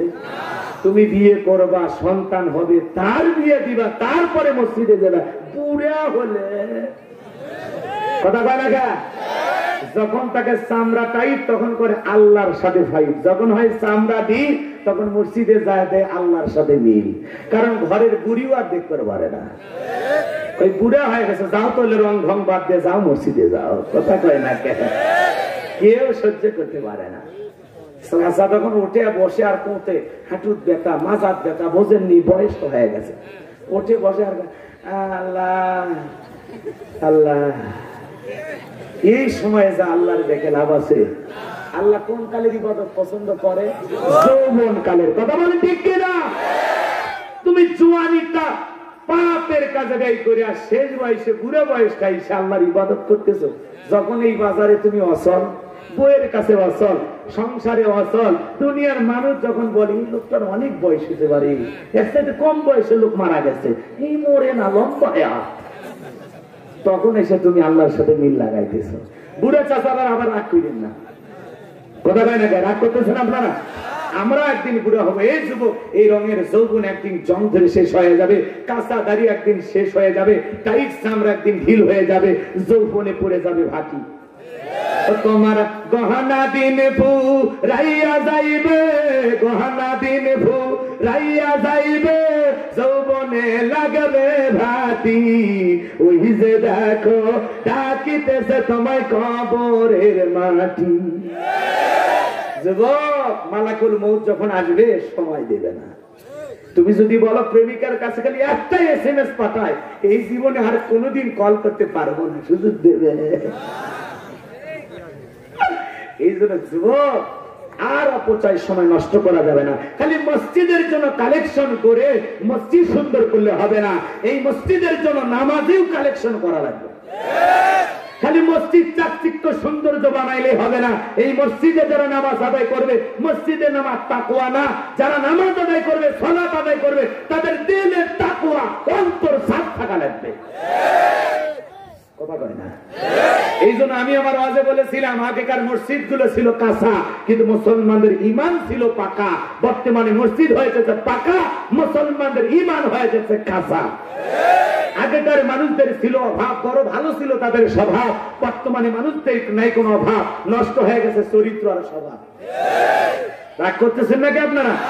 আজকে সংসদে বক্তব্য শুনলাম, আমার সুন্দরগঞ্জের একজন MP শামীম পাটোয়ারি নাম, সে তখন বলতেছে, স্পিকার মাঝে মাঝে যখন আপনার মুখে হাসি দেখি তখন মনটা ভালো হয়ে যায়। আল্লাহু আকবার বলেন। কই অনেক বক্তব্য দিয়েছে এই 5 বছরে, আপনি কোনোদিন রাগ করেন নাই, মন খারাপ করেন নাই, আপনি একেবারে আমার বিনয়ের সহিত কথাগুলো শ্রবণ করেছেন, শুনেছেন এবং আমাদের পক্ষে রায় দিয়েছেন। মাননীয় স্পিকার, যখন আপনার মুখে একটু হাসি দেখি তখন মনটা ভালো হয়ে যায়। কথা কয় না? আবারও বিশ্বের 4 জন নারীর নাম ধরলেন এবং বললেন, এই 4 জন নারীর পরে এই 4 জন নারীর হাসির দিকে যদি কেউ তাকাইতো, আরে হাসির রায় দিতে কেউ বিচারক ভুলে যেত। এই জন্য আপনার হাসি বড় চমৎকার। কথা কয় না? রাগ করতেছেন আপনারা? বিরক্ত হয়েছেন আমার কথা? আজকে সব জায়গায় আমার মা বোনেরা এগিয়ে আছে, বিদায় মা বোনদের মুখের হাসি আসলেই ভালো লাগে। কথা কয় না কেন? কিন্তু এদিকে খেয়াল করেন, হাসির প্রশংসা করতে হবে, কথা বলেন না কেন? তবে প্রশংসা করতে হবে কার, এটা আমাদের বোঝা লাগবে। রাগ করতেছেন নাকি আপনারা? আল্লাহ আমার দেশের সকল নেতাদের ইসলামের জন্য কবুল করুন। আমার আমার শামীম পাটোয়ারি ভাইয়ের কথাটা চমৎকার লাগে। উনি মাঝে মাঝে সংসদে দাঁড়াইয়া জনগণের পক্ষে কথা বলেন ঠিক কিনা? আমাদের এলাকার এমপি, এজন্য আমি বলতেছি, আপনাদের এলাকার কথা বলি নাই। আপনারা রেডি থাকেন, একজন দোয়া চাইছে, বিশাল বড় ছবি লাগায়, অনেকগুলো দেখলাম। আমি বললাম, যুবক এই মহিলা কে? কয়, হুজুর জানেন না, এটা চিত্রনায়িকা মাহিয়া মাহি, সে আমাদের আসনে এমপি পদপ্রার্থী, দোয়া চায়। কথা কয় না। এই মাহিয়া মাহির পোস্টার দেখলাম না? আপনাদের এমপি হবে, নায়িকা যদি এমপি হয় এলাকার মানুষের কপাল খুলে যাবে। কিছু না হইলেও অন্তত সুন্দরী একটা এমপি পাইবেন। কথা কয় না কেন? রাগ করতেছেন?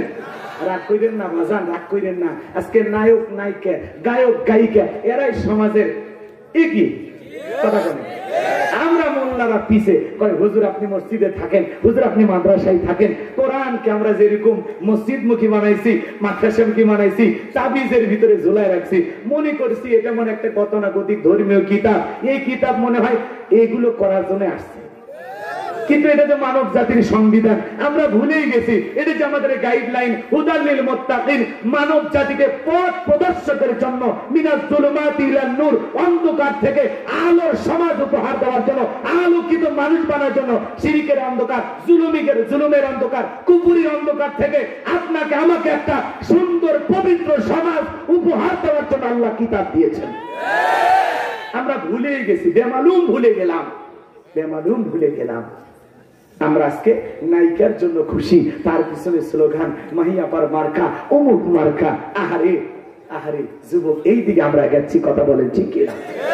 সমাজের দায়িত্ব নেওয়ার কথা কাদের, আর দায়িত্ব নিচ্ছে কারা? এই সমাজ আলোকিত করতে হলে মানুষের মতো মানুষকে নেতৃত্ব দেওয়ার জায়গায় যোগ্যতা সম্পন্ন মানুষকে নিয়ে যেতে হবে। কথা বলেন ঠিক কিনা? আল্লাহ আমাদের বোঝার তৌফিক দান করুন। আরো জোরে বলেন আমিন। অনেক কথা বলেছি, এখন আমি দোয়ার দিকে যাই। আল্লাহ আমাদের না মহিলারা রাগ হয়েছে, ও আন্টি। আচ্ছা, তাহলে কথা বাকি আছে অনেকগুলো। শোনেন, আমার একটা কথা কি আপনারা শুনবেন? আমি এই জায়গায় 9টার মধ্যেই পৌঁছে গেছি। আমি আসা মাত্রই বলছি, ভাই চুক্তি ছিল 10টায় দেবেন, 10টায় যদি দিত মনে করেন তাহলে 10টা থেকে 12:30, 2.5 ঘন্টা আওয়াজ হইতো, আপনাদের কষ্ট হইতো? আমি গুনাহগার, ছোট মানুষ হলে একটা মসজিদের খতিব।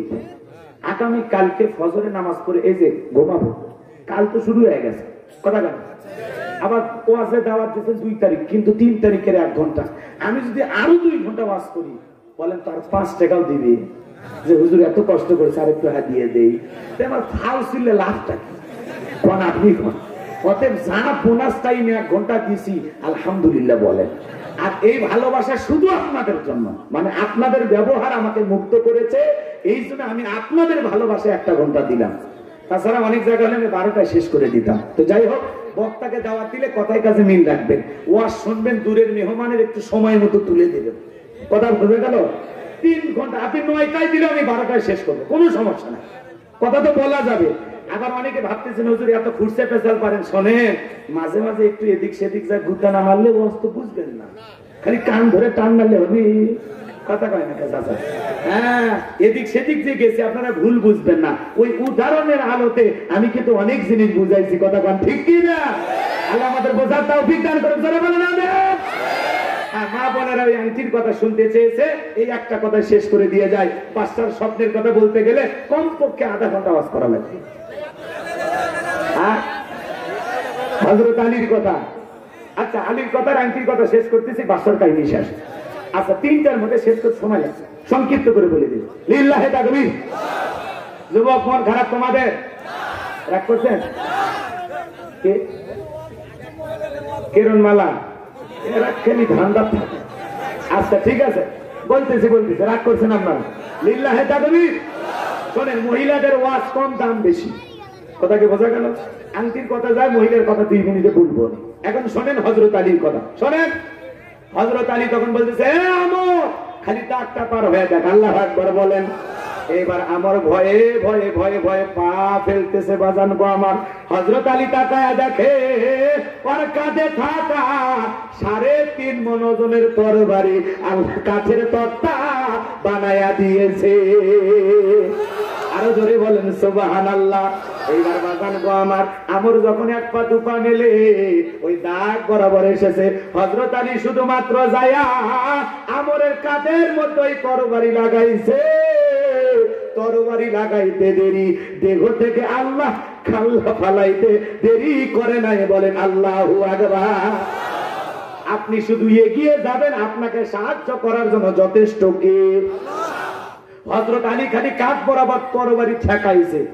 হযরত আলী কিন্তু কোপ মারেনি, কিন্তু মুহূর্তের মধ্যে এক নিমিষে চোখের পলকে আমরের দেহ থেকে আল্লাহ কাল্লা ফেলাই দিয়েছে। কে ফেলাইছে? কে ফেলাইছে? হযরত আলী এইবার তরবারি নিয়ে মারছে দৌড়, নবীজির কাছে যা বলে, নবী আমি মারিনি।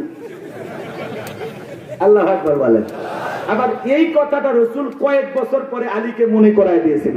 আমি ওই জায়গায় গেলাম না, এই পর্যন্ত থাকলাম, ঠিক আছে, এখন সামনের দিকে যাই, আংটির কথাটা ঠিক আছে। কষ্ট হচ্ছে আপনাদের না? এইবার শোনেন, বলেন তো বাজা, ওই কার ভিতরে ফেলে দিছে? নদী। ওই নদীতে জেলেরা মাছ ধরছে, আর এলাকার উনি ছিল ধনী ব্যক্তি। এখন জেলেরা যদি বড় মাছ পায়, গরিবের বাড়িতে নিয়ে যায় না ধনীর বাড়ি? উনি ছিল ধনী ব্যক্তি, ওনার বাড়িতে নিয়ে যা মাছটা বিক্রি করেছে। সেইবার মাছটা কেনার পর মেয়েকে বলেছে, মা দুপুরে সুন্দর করে রান্না করো, আমি মেহমান নিয়ে খাবারটা খাবো। ভালো করে বলেন। মেয়েটা বিসমিল্লাহির রহমানির রহিম বইলা মাছটা কাটা শুরু করছে। মেয়েটা মাছ নিয়ে কি বলেছে? বিসমিল্লাহ। দাম নাই, পাওয়ার নাই। এখনকার মা বোনেরা কি বিসমিল্লাহ পড়ে? স্টার জলসা, জি বাংলার রিমোট চালু করে দিয়া ওই টেলিভিশনের সিরিয়াল দেখে আর তরকারি কোটে। এই জন্য রান্না বান্নার কোন স্বাদ নাই। কথা কয় না কেন? এত দামি দামি মাছ কিনি, গোস্ত কিনি, কিন্তু রান্নার স্বাদ নেই। ঝাল কোনোদিন বেশি হয়, কোনোদিন লবণ কম হয়। মাঝে মাঝে যদি রাগান্বিত হয়ে বলেন, এই লবণ দিবে, তোর মনে থাকে না? কয় দিছিলাম তো এক থাবা লবণ, কোন দোকান থেকে যে কেন এত দেই তাও হয় না, কিন্তু এদিকে আবার দিবেরই মনে নাই, সেটা আর স্বীকার করে। ওই সিরিয়ালের ধান্দায় বইরা স্টার জলসা, জি বাংলা এদিকে আসে না? নাই আছে। আপনাদের বইয়েরা দেখে তো? দেখে, সেটাও স্বীকার করলেন। ভালো মানুষ, আসলে ভালো, কারণ সহজ সরল মানুষ সত্য কথা বলে। আপনারা স্বীকার করছেন আপনার বউ দেখে, কথা বলেন।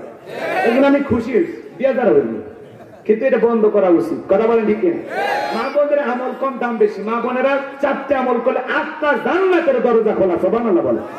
মা বোনের বলে যাই, মা 1 নাম্বার 5 ওয়াক্ত নামাজ আদায় করা। কথা বলেন, কি করা? 5 ওয়াক্ত নামাজ, এরপরে রমজান মাসের রোজা, এরপরে ফরজ পর্দা, আর 4 নাম্বার হলো স্বামীর খেদমত। এই 4টে আমলে মা বোনদের মুক্তি। সুবহানাল্লাহ বলেন। আমল কম, দাম বেশি। নামাজ, রোজা, পর্দা, স্বামীর খেদমত। নামাজ পড়ে না, জোহরের নামাজ পড়ে আসরের সময়, আর আসরের নামাজ হাঁসের বাচ্চা খুঁজতে খুঁজতে শেষ, আর মাগরিবের নামাজ গরু ছাগল তুলবের যায় শেষ, আর এশার নামাজ সিরিয়ালের নেশায় পড়ে শেষ। কথাকে বোঝেন? যুবকদের একই অবস্থা, সারা রাত ইউটিউব, ইন্টারনেট, মোবাইল ঘাটাঘাটি করে ফজরের আজান হয় যখন, ওই যুবক ঘুমাইতে যায় তখন। যুবকরে, এই ঘুম ভাঙলে সকাল, না ভাঙলে পরকাল।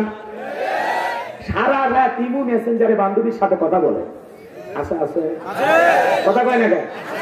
তুমি যার লাগিয়া এমবি ভরো, তার তো বাটন ফোন। তুমি যার লাগিয়া এমবি ভরো, তার তো বাটন ফোন। ওরে কেমন করে বুঝবে রে সে, কেমন করে বুঝবে রে সে, ডিজিটাল তোর মন। তুমি যার লাগিয়া এমবি ভরো, তার তো বাটন ফোন। মেসেজ দিলে সেন্ড করে না, দেয় না তো রিপ্লাই। ভিডিও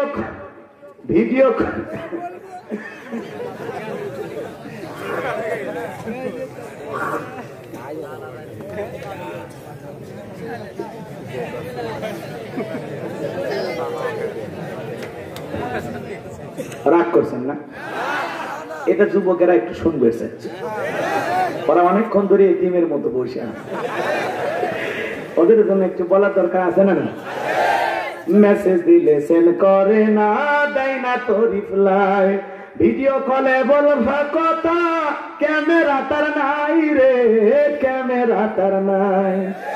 ডিজিটাল এই যুগ জামানায়, ডিজিটাল এই যুগ জামানায় না লতার মন, তুমি যার লাগিয়া এমবি ভরো তার তো বাটন ফোন। প্রেম প্রীতি ভালোবাসা বিয়ের আগে নয়, মনের মধ্যে রাখো তুমি পরকালের ভয় রে, পরকালের ভয়। যুবক মনে থাকবে, বিয়ের আগে প্রেম ভালোবাসা করা যাবে? জায়েজ না হারাম? পিতা মাতা পছন্দ করে বিয়ে দেবে যেখানে বরকত আছে, মুরব্বীদের দোয়া আছে যেখানে কল্যাণ আছে। মাতদারি করে একা একা বিয়ে করিস না, তোর ভালোবাসা জানলা ভেঙে ফেলে যাবে। কত মহিলা এখন ছেলেদেরকে টুকরো টুকরো করতেছে, ভয় লাগে না? তো বুঝে শুনে চয়েস করা লাগবে।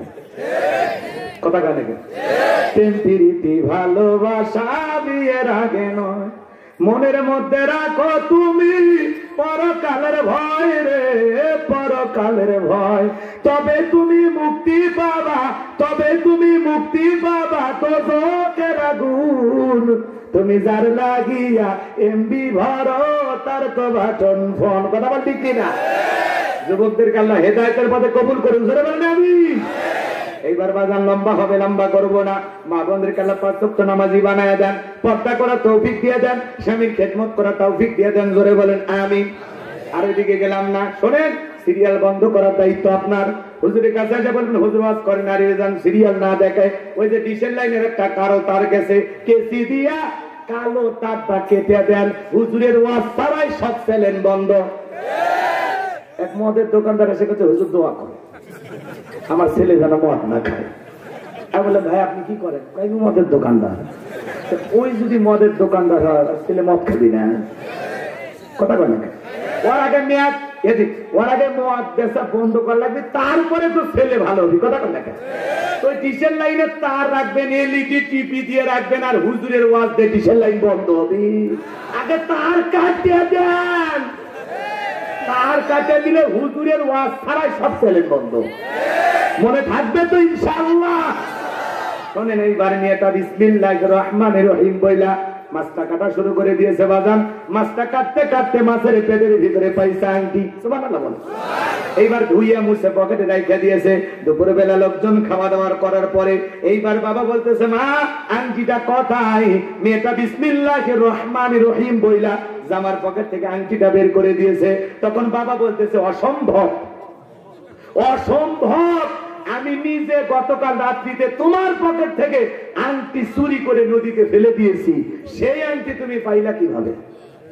কথা বলে। তখন মুসলমান ইমানদার মেয়ে ডেকে বলতেছে বাবা আপনি ষড়যন্ত্র করেছেন আমাকে ফাঁসানোর জন্য, আর আমার আল্লাহ কৌশল করেছেন তার বান্দিকে বাঁচানোর জন্য।